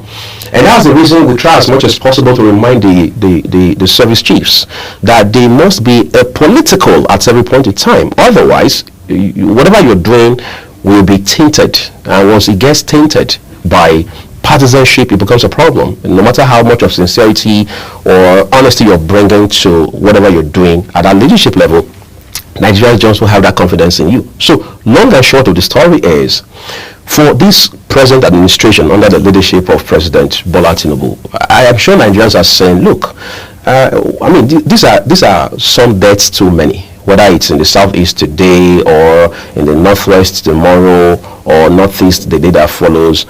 The fact of the matter is, these are Nigerian lives that you're losing. At a point in this country, Ramsey, if you remember, again under the former President Muhammadu Buhari, Nigerians were vehemently calling for the sack of service chiefs. They were saying, change the service chiefs, change the service chiefs, change. Of course, at some point, well, some people say reluctantly, the former president reviewed the situation and then they changed the service chiefs. Now, if you look back and you critically analyze that situation at that time, would you say the change of service chiefs made any difference or not? So beyond that, you are again asking yourself, what are the fundamentals we are not aligning with, or we are not properly placing to get the desired outcome? We're hearing things like, we're going to flush out terrorists from Sambisa Forest, we're going to do X, Y, Z. Ironically, you keep hearing new names coming out. At a point it was just Boko Haram, later it was now bandits, later referred to as insurgents, and then after that you started hearing about ISWAP, Islamic States of West African Province, and today is Lakorawa sects and all of that. And we're now saying, no, they came from Mali, no, they came from Burkina Faso, no, they are just from neighboring Niger, blah, blah, blah, blah, blah. But they are perpetrating a lot of mayhem, particularly around the northwestern part of the country. I mean, look at what they've done in Kebbi and Sokoto states alone, to the point that the president, again, the commander-in-chief of the armed forces of the Federal Republic of Nigeria, had to summon the leadership of the defense, starting with the defense minister, Mr. Bagudu, and of course his Minister of State, Matawale, to say, look, you've got to move, quote-unquote, your offices to the northwest to be able to deal with these criminal elements. But the question is, the last few months since that directive was issued by the president, have we seen any significant, remarkable, measurable difference? I think these are what we should be looking at. Just yesterday, news came through of how that about 70 insurgents were taken out somewhere in the north. However, and very sadly, we lost 22 of our soldiers, all right, our gallant soldiers, to that fight, all right. So it just shows to you that clearly there's a whole lot of work to be done, and the defense and the military must be able to secure the support of not just governments but Nigerians, because like you said at the top of this conversation, the people are the ones for whom this fight is being fought, and then it means the people must also throw their weight behind the military and the defense authorities to be able to make the most of this fight. Very important. That's well said. Let's look at, you talked about the fact that oftentimes if there is a terrorist attack, people think, are they coming from Niger? Are they coming from Chad? Are they coming from the neighboring countries? Let's look at our border lines. You know, like we heard, I think it's making round on social media. I've not confirmed it. I've not really researched it. But then there is this story making rounds on social media about some terrorists who were carrying arms in a coffin, and they were apprehended in FCT. The pictures are everywhere on social media. People are commenting, people are reacting. And that takes us to our border line and the border communities. You know, most times these things happen and you begin to ask questions. Who are those protecting the border of this country? How, okay, certainly, these people must have passed a lot of checkpoints to get to FCT, as a matter of fact, if depending on where they are coming from. What happened to our border communities, the borders, and the people in these communities? Some of them, like it was actually investigated. Some of these people at the border communities don't even know where they belong. Sometimes these terrorists go to hide in these communities because they speak their language and they are being protected. Because these people don't even know if they belong to Nigeria or they belong to Niger or these other countries. You know, so, and the issue, this is not the first time we are seeing arms coming into this country from other places. We're being made to understand that the kind of arms that these terrorists use is way beyond, more powerful than what our own military use. You know, so how does these arms get into the country? What's happening to our borders? Can we say at this point that the immigration service, the customs, and these other people who works at the border and at the airports, can we say at this point that they have failed Nigerians because of these infiltrations? Okay, that's again, it's somewhat technical to discuss. I mean, you've mentioned very formidable agencies of the government, right? If you like, entities of the government.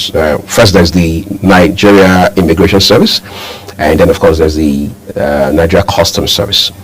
As we all know, these are the operatives who are manning our borders, I mean, across the board. people say historically Nigeria has always been a big brother, not just for Africa as a whole, but more so for West Africa. So we try to say, okay, can we not live in harmony? Can we not live together? Can we not cross borders, back and forth and things like that? Somebody who did his NYC somewhere in Katsina State told me some 3 years ago, he said while he was serving there, his service provider will show him so and so Nigeria when he's on the Nigerian side of the border. When he crosses over to Niger, it will just move to Niger instantly. I mean, he was trying to tell me the proximity, how intertwined, how fused we are as two countries, right? And that's the reason, by the way, when the issue of Niger having this kind of reach to Nigeria came up, a lot of persons were saying, hold on a second, this can't be happening because these are two brothers. So there can't be bad blood between both siblings, so to speak. But we know better now. You see, the issue of Nigeria-Niger relations, Nigeria, Burkina Faso, Nigeria, Mali, has now become a matter of life and death, unless we want to just be hypocritical about it. Now, what that means is that we now have elements coming from even beyond the West Africa sub-region into this part of the continent. Some of them come from as far as Libya, from what intel experts are telling us, and they infiltrate the country. So that raises the question of how porous are Nigerian borders. I brought in a former assistant controller of immigration here on a few occasions, and we had talked about the porous nature of our borders. If we say we are shutting down the borders so we cannot bring in foreign rice, it sounds laughable, but it's not a laughing matter, quite frankly, because how do you say in 2025 you're shut down your borders because you don't want foreign goods to come in, particularly rice, which of course we understand is still being smuggling. Let's not have that conversation in the Monday morning. All right, how then is it that you are not able to explain to Nigerians the reason criminal elements will come in with arms through the same borders? You just talked about a picture or a video or something going on, being viral about some alleged criminal elements bringing arms in caskets into FCT.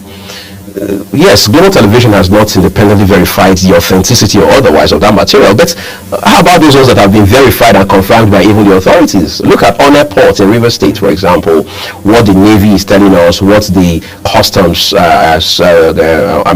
leadership is telling us. Or you go to Lagos itself, you go to all of the things coming through Lagos ports. Look at what we're seeing. Look at how they're exposing containers full of assorted rifles, including pump action rifles and all of that. Who is bringing in these items? Can't we find out? Can we just, are we just going to end at parading the items and showing to Nigerians for PR purpose, and then the matter dies a natural death? Bridget Banton and Wyclef did a song a little over 2 decades ago, and it's titled "Who Gave the Orders?" That's the title of the song. Who gives the orders for these items to come through our borders into the country? We need to find out, because we can't just stop at saying these are the items we have discovered. We have uncovered this cache of arms. But the question is, how did it get here? Who has been following through that process? Who was supposed to receive it here? Because this is not a ghost mode kind of operation. Until we find answers to these very salient questions, Ramsey, I'm afraid I would just be cycling around the same mountain for as long as you can imagine. All right, well, that is a first discussion. We're looking at insecurity, the state of the nations, the things happening. We're talking about the things happening in the country, insecurity, sponsors, things in the media, and all of that. We're almost rounding up, but then, before I let you go, let me ask this question now. There is this issue of Nigerians need to protect themselves. And there was a time that a senator, even made a proposal that Nigerians will need to protect themselves and all of that. And a lot of people kicked against it. That, well, protecting yourself, it will result to people carrying arms. Mm-hmm. And you know what it means for Nigerians to carry arms. Having access to arms. In fact, some of these banditry issues that we're having is because arms exchanged hands, allegedly, during political campaigns and all of that, as people have alleged in the past. So some persons were against it. But then, looking at the security situation in the country right now, what would be your advice to the authorities? We're not saying they are not doing their job, they are doing their job, but then we feel there are some gray areas, all right? Like look at FCT, for instance. We're talking this morning, Jumai and I, and we're talking about the fact that the one chance thing has reduced a little bit, okay, in FCT, even though it's not totally out yet, which Nigerians are looking forward to, because we know the Minister of FCT is capable of doing it. Now, let's look at Nigeria, the whole Nigeria holistically now. What do you think the authorities should do, okay, to arrest this situation of insecurity, even though you said the former president has said, well, if it persists beyond 48 hours, it means the Ogas knows something about it, and somebody has made a proposal that, well, before we get rid of this thing, it's going to take 20 years, and we have just 17 years ago. 2 years out of it, 17 more years to go. Are we going to remain like this for the next 17 years? What will Nigeria become? So what can you advance so far as maybe from your own angle, what you think should be done, at least so that we can have at least Nigerians sleep with their two eyes closed, both eyes closed at least? Interestingly, something just hit me now. Every time we talk about insecurity, Ramsey, we always turn to the Army, the Air Force, the Navy, which is of course not wrong. But then, the police are the, for want of better words, first responders in this instant case. A good thing is, just this week that passed, we were told that 10,000 young people have been recruited into the mainstream of Nigeria Police, which is good news, which is cheering. Unlike a few years ago where we had the top hierarchy of the police having a fight, so to speak, with the Police Service Commission over who has the latitude or the mandate to recruit people into the police and all of that. We're not having that conversation. We've made progress. That's commendable for not just the police itself, but also for Nigerians. However, the question is, what is the strategy for deploying these men beyond checkpoints is very important, because we need to understand that even basic understanding of how security architecture works shows very clearly that the police are supposed to be on the front lines of anything that has to do with insecurity. These things didn't start with throwing bombs and IEDs and shooting canisters of this and canisters of that. No. They all started from a point where the police could have dealt with them, very decisively. But for some reasons, we allow these issues to escalate to the point where we're not saying the Army should come to our aid, the Air Force should come to our aid, the Navy should come to our aid. And today, we make it look like the police are irrelevant. And that is an aberration in itself. If we do not address it, this problem will not only persist, it will become further compounded. So what do? Bring the police back into the conversation. Let take their place. Let them do their job. Allow them the latitude to do their job. And allow the defense and military authorities also do their parts. And then, of course, Nigerians will play their role. And you understand, you get to see in practical terms, Ramsey, how this issue will be resolved in no distant time. All right, meaning in other words, the issue of security shouldn't just be left to the military alone. The traditional rulers, the police, they are your friends. And do you know that lately I was thinking about it, and I got to know that among all the forces, the police is the closest to the people. You see them in the midst of the people everywhere. You see a police post in every community, at different local government, different communities and all of that. I think they need to rise to the occasion, and we need to redefine the responsibility of everyone that is supposed to be part of curbing insecurity in the country. The traditional rulers too. Your place should be given to you. You should do what you are supposed to do. The individuals, somebody said something some times ago, and the person was like, when it comes to insecurity, like I was telling Jumai while we were starting the program this morning, I said sometimes you will be forced to board some kind of commercial vehicles because a lot of conversations happen there, and you meet a lot of people. We're talking about fuel, the price of fuel. We're talking in the vehicles sometime, and somebody said, well, the vigilantes, the reason why vigilantes are very successful in his own area is because the boys who perpetrate this evil are people that they know already, and they are part of the community, so they are easy to trap, you know. So that takes us to state policing, then vigilante. As a matter of fact, some persons said vigilantes should be empowered, should be given weaponry and all of that. But now, as it is, we are rounding up already. Do you think vigilante and individuals also have major role to play? And how do you think the collaboration should be like? Collaboration between the people, the traditional rulers, the police, and every other person in authority that should have something to do with insecurity? Insecurity at this point is a matter of, I mean, it has assumed a national scale, I mean, if you understand what I mean. So this is not just insecurity only, I mean, limited to the local or grassroots level, right? We already have the Civilian Joint Task Force up north, for example. I mean, yes, let's be very fair to them. These people have been doing amazingly well in their role. We understand they use things like arrows and bows and all of that. They support military and defense guys with intel, you know, from the ground level to let them understand we suspect this, we suspect that. They just give them useful piece of information every now and then.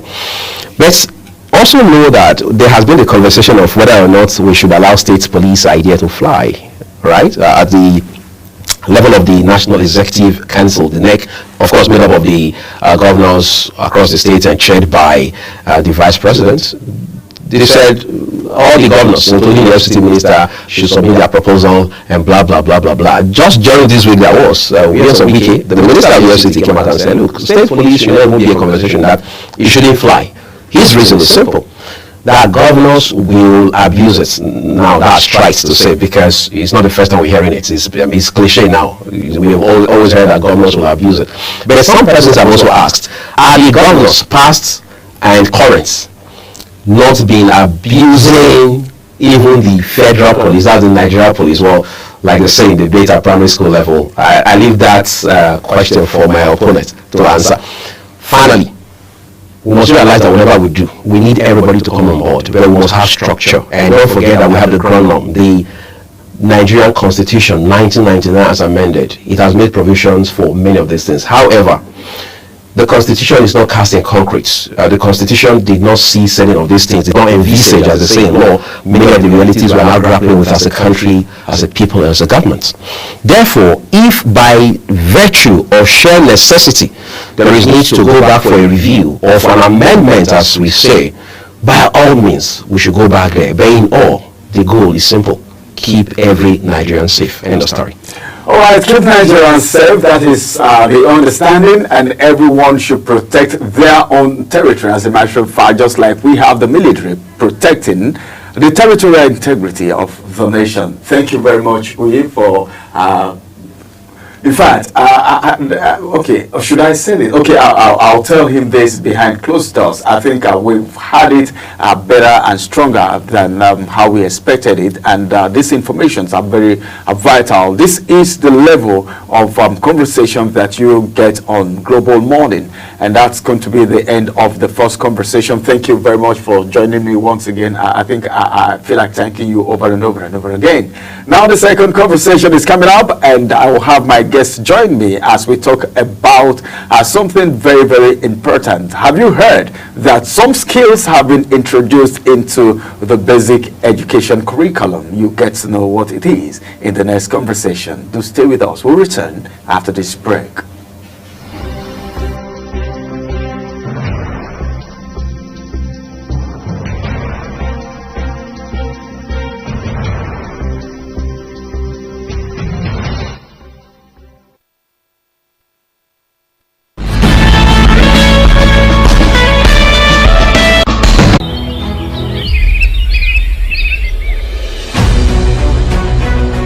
Is your top morning show here on Global Television. We bring you fresh news updates daily while delving into a variety of current affairs and topics. And at the same time, keeping you well informed about important events, both national and internationals. Global Morning serves as a valuable source of information, helping viewers like you start your day well informed. Stay connected from Mondays to Sundays to a wide range of the latest news making rounds on Global Morning. We're on the road to protest. And the president meets all of our demands.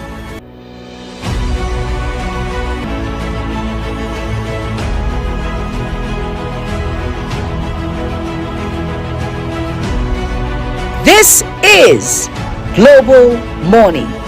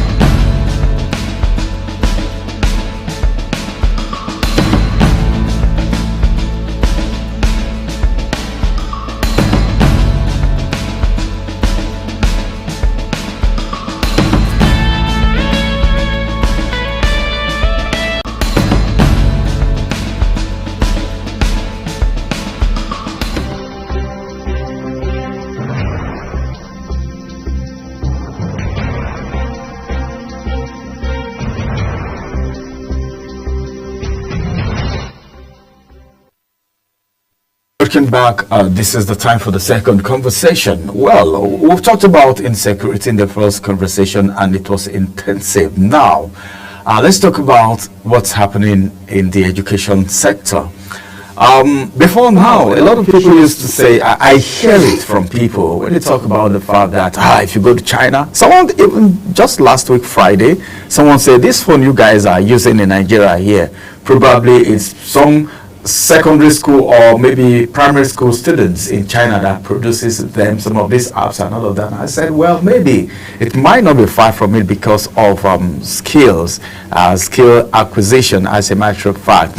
All right, we want to talk about the fact that something is happening at the secondary school, basic education. The fact that some skills have been introduced into the curriculum, and I was so excited about it. That's what we'll be talking about today, and I have my guest who will be joining me on the conversation this morning as we talk about this topic. And as a matter of fact, a lot of people have been asking questions. Okay, if you want to talk about skills, what kind of skills do you want to be introduced into the basic education curriculum? And some persons will tell you, well, whereas we have the NDE where people go to learn skills and all of that, but what will happen if these skills are being taught, all right, from maybe the basic level and you grew up with it? And as a matter of fact, I have a public affairs analyst join me in the conversation today in the person of Ogunloye Olalekon. Agunloye Olalekon, yeah, I think I got that right. Good morning. Good morning, it's good to have you. We've not seen this year. Happy New Year. Same to you. Well, I think for some persons it's a good news. For some other persons, they feel it's a distraction that these skills are actually being introduced in our schools. And what are the skills we're talking about here? We're talking about skills like tiling, skills like maybe hairstyling, you know, and a whole lot of other skills have been introduced into the basic education curriculum. Do you see that as a welcome development? How did you feel hearing about that? Well, I don't see it as a welcome development. I see it as an absolute distraction. Why do I say that? In the 80s, I passed through a secondary school where in class 1 and 2, I had to do 18 subjects, including woodwork, metalwork, technical drawing, fine art, and a lot like that. Now, what that gets you done, get for you is that you're just unduly busy running around. And I think by the time we got to Form 3, we had 22 or 23 subjects. For me, I think that was too high. Already the relief was you get by then into class 4 and you just have to do 8 subjects compulsorily. You can choose to do 9 as a result of your own wish. Now, if we bring it back, the 6334 education system had a pattern for us. Now, Jerry Useni just died. Those who know him in the army, who possibly answered that question, was the like of Jerry Useni, Lieutenant General Jerry Useni a failure? The answer is no. Go and check his profile. He was in NMS for 2 years and then proceeded to the British Army Apprenticeship Secondary School, Boys College. That's what you have in Shipstone, where he possibly learned something about transport or thereabout, and then proceeded in his career in the military. Now, the first 2 years has possibly given him some basic, and they possibly must have assessed him to think, oh, this guy will be good in this area of technicalities, and then you push him to the apprenticeship college, right? And we know the result. My dad served in the army, and he would always tell you that in the 60s, the painters, the bricklayers, the mechanics, the panel beaters that they have in the military were much better than people you find outside. Why? Because they were well trained, and they were trained as boys, not when they became so big. Now, the 6334 education system, if you go back to that, talks about, oh, you do your 6 years in the primary school, you come into the secondary school for the first 3 years, everybody get the basic foundational education.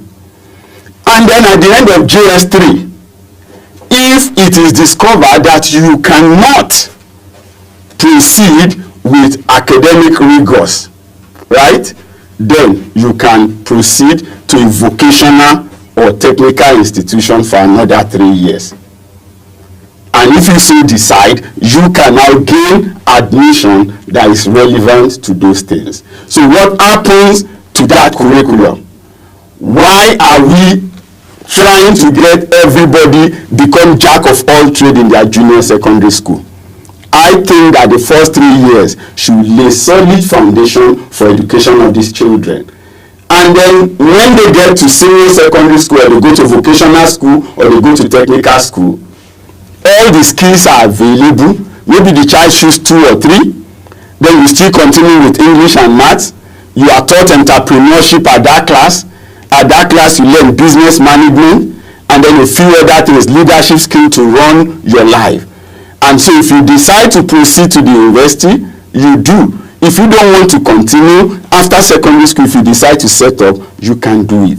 And then there are, of course, skills that could be introduced in the higher education. We possibly learn or grew within what we call the British environment. The Chinese system is not a model that I think would work effectively for us. We don't have to copy and paste. We need to develop our own pattern and our own process. And so for me, it's not exciting that we are bringing in the scale, because eventually you will bring in budget, you will bring in laboratories. Equipment were imported in the 80s to build technical labs in secondary school. Many of them got rotten where you brought them to. Many of them were stolen. Many of them are not accounted for. We can go back to record how much technical equipment were imported and supplied to secondary school in the name of 6334 education system, and how many of them were actually installed or are still in place. So it's not about throwing money, it's not about getting excited, it is about defining what our priorities and our issues are. There are children who are not good with handwork. Now for me, I remember that in my secondary school, some of my classmates who today are professors struggled in the fine art class, struggled in the woodwork class, struggled in the metalwork class. But when you take them to their basic science, their geography, their physics, their mathematics class, they were great. But this is not to say, well, geography or the sciences is being cancelled.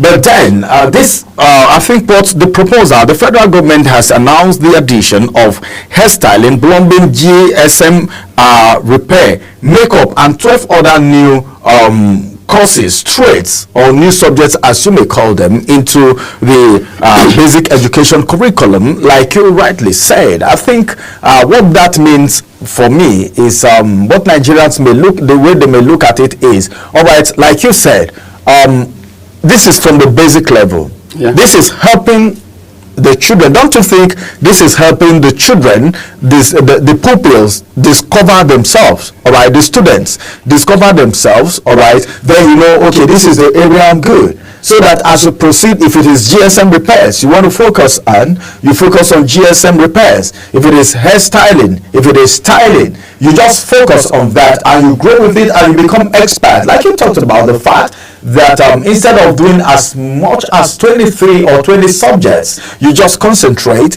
Don't you think this can actually open their eyes, all right? Because before they are being taught these skills, they must have been educated of how it is, and what don't you think this will prepare them to actually get focused? Because I've seen people who after studying they said, wow, this is I think I made a mistake, I chose a wrong course or something, I'm supposed to be in the art, I'm in science, I'm supposed to do this.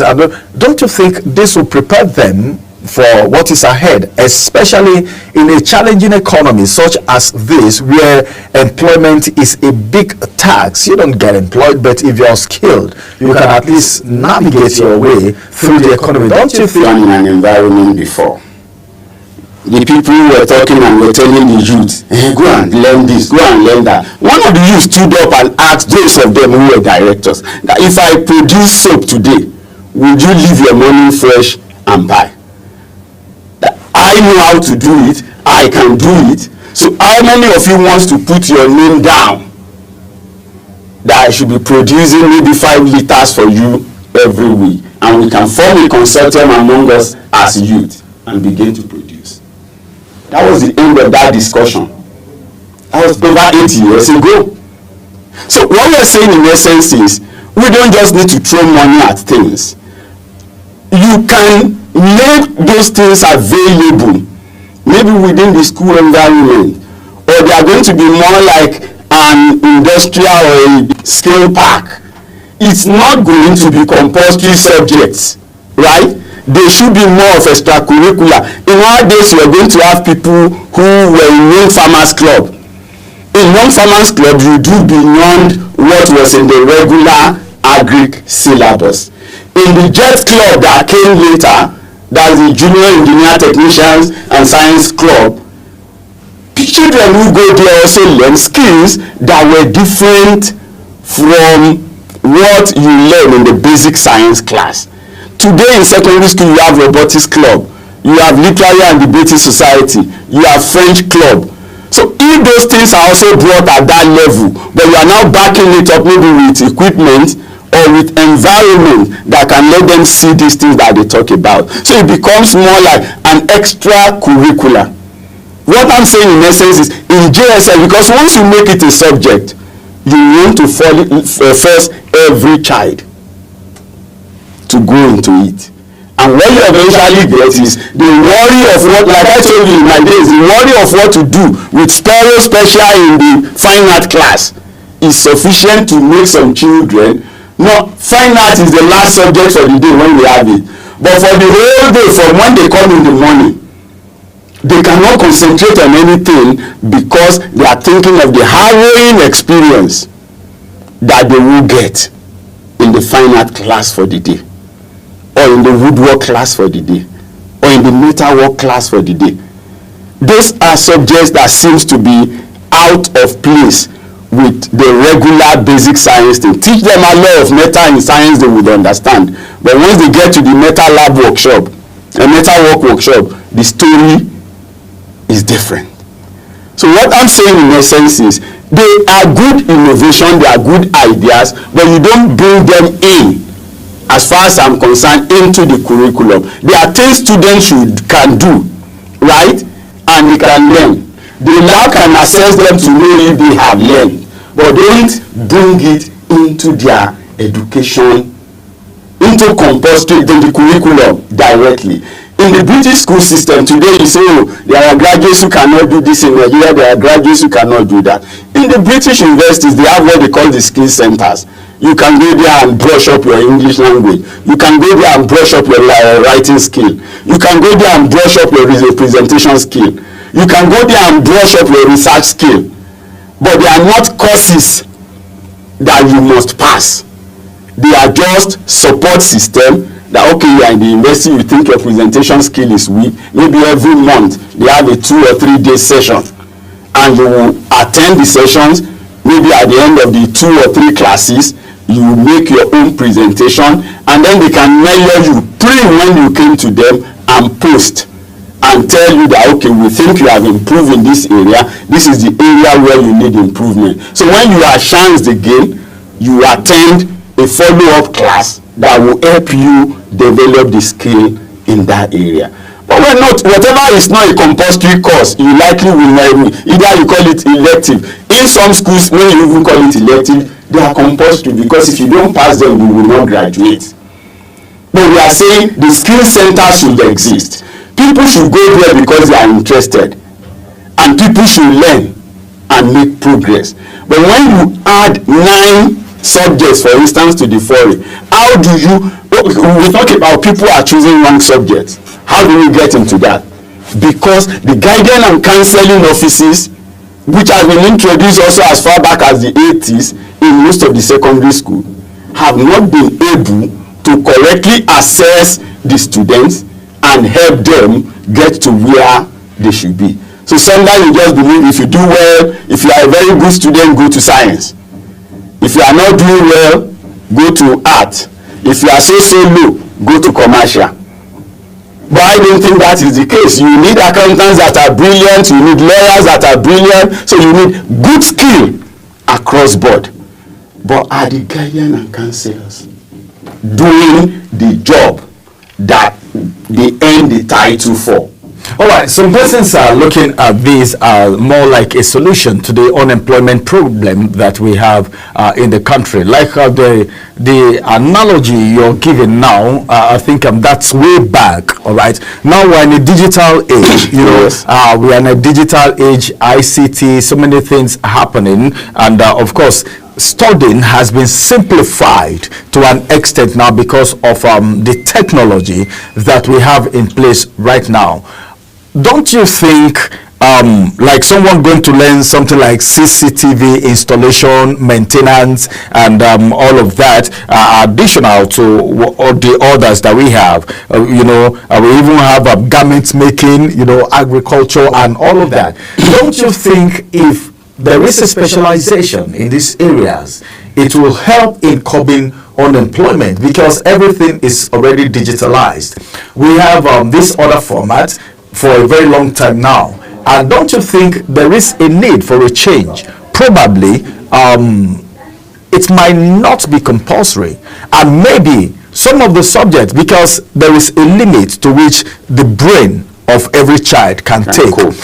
So there might be a reduction in the other conventional courses, all right, so that these ones can be incorporated, and probably there might be a special class for all of this, separate from the conventional courses that we have. If that is being done, don't you think this will help? Because as you're going for NYC, you already know where you are going to be posted to, not just going to you see, what I'm looking at is straight.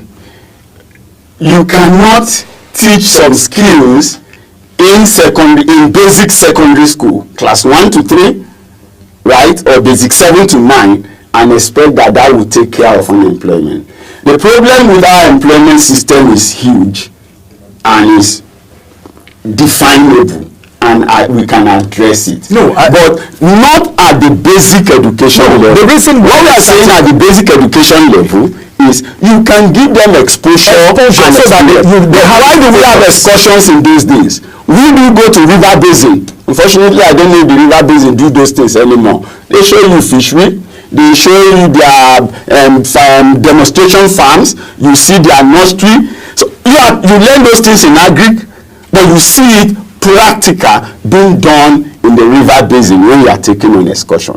At that age of 10 to 13 to 14, you should be allowed to explore, right? They should show you things.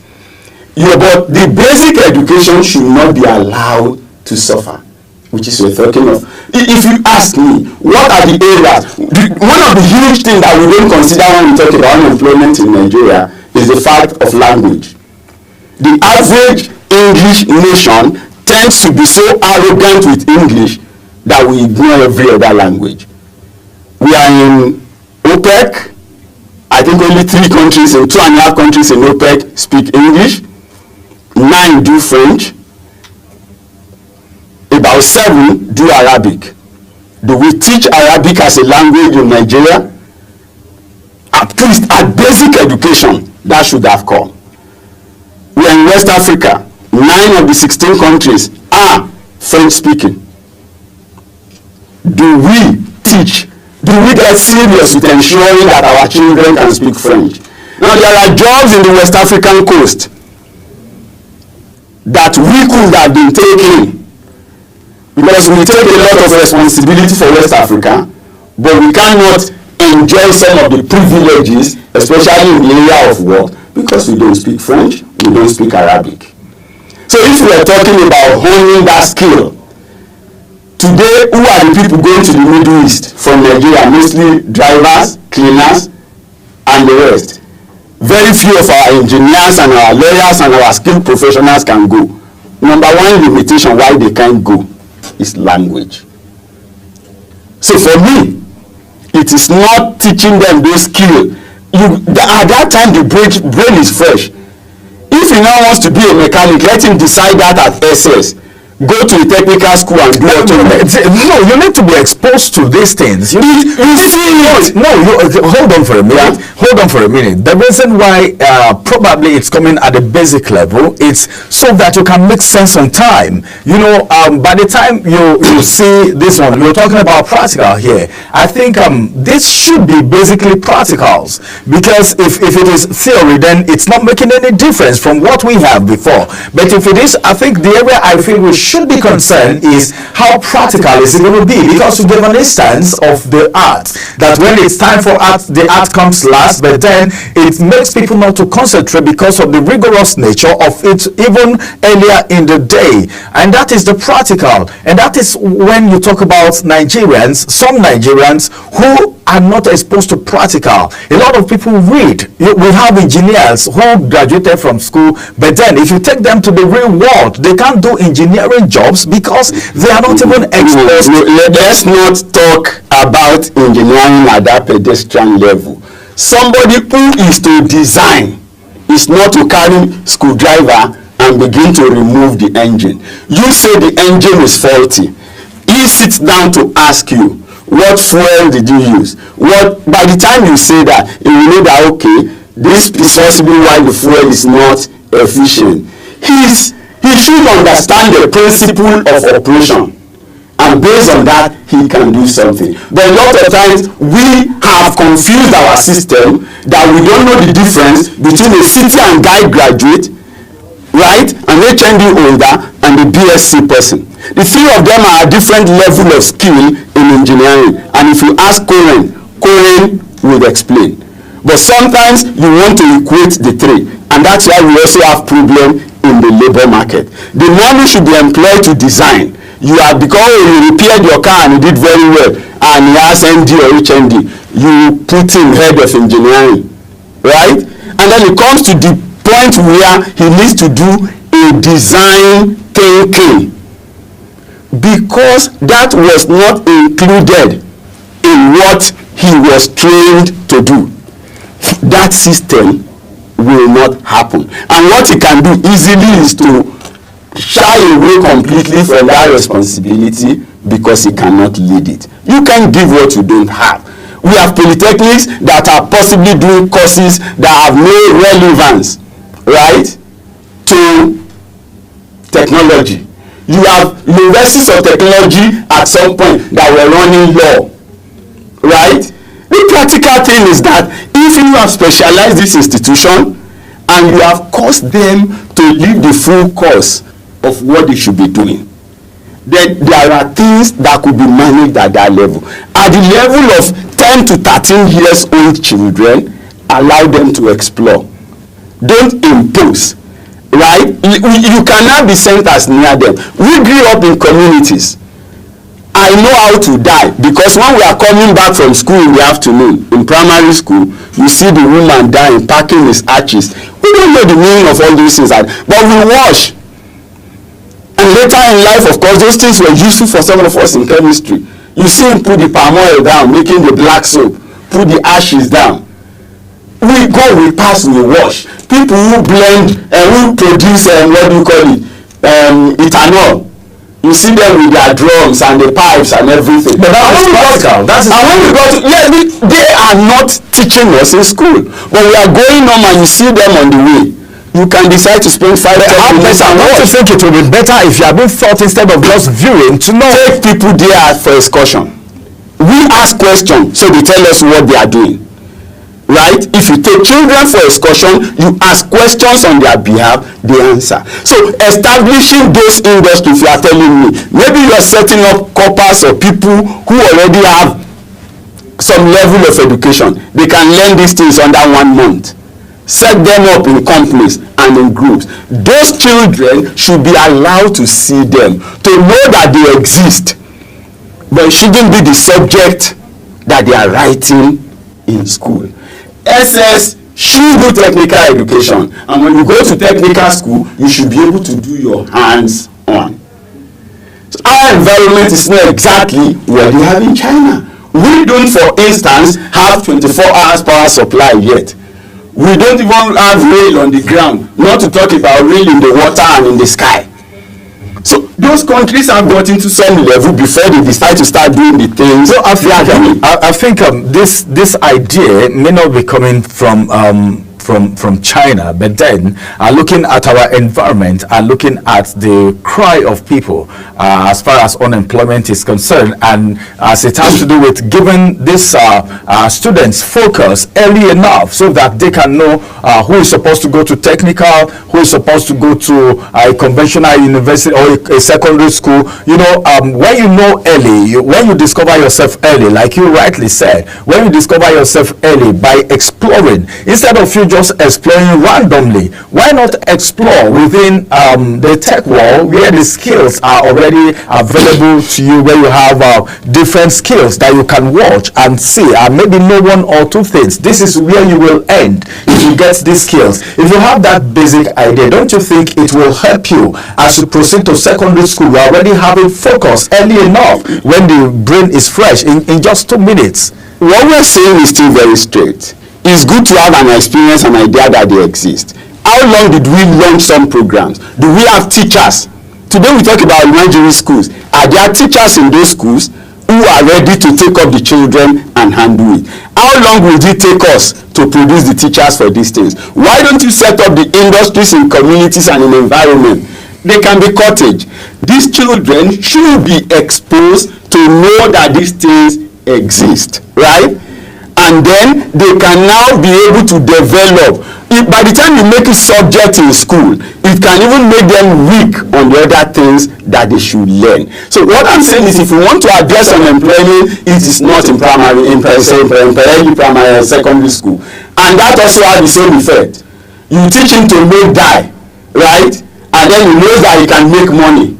And he will tell you, why do I need? I have people like that who told us, because they were raising animals who were in secondary school lower class, that if I'm already making money, why do I need to go to the university? Why do I even need to finish the secondary school? Some of them never finished because they have acquired some skills and they were making money from it. Because we need to understand the mentality about money in our society.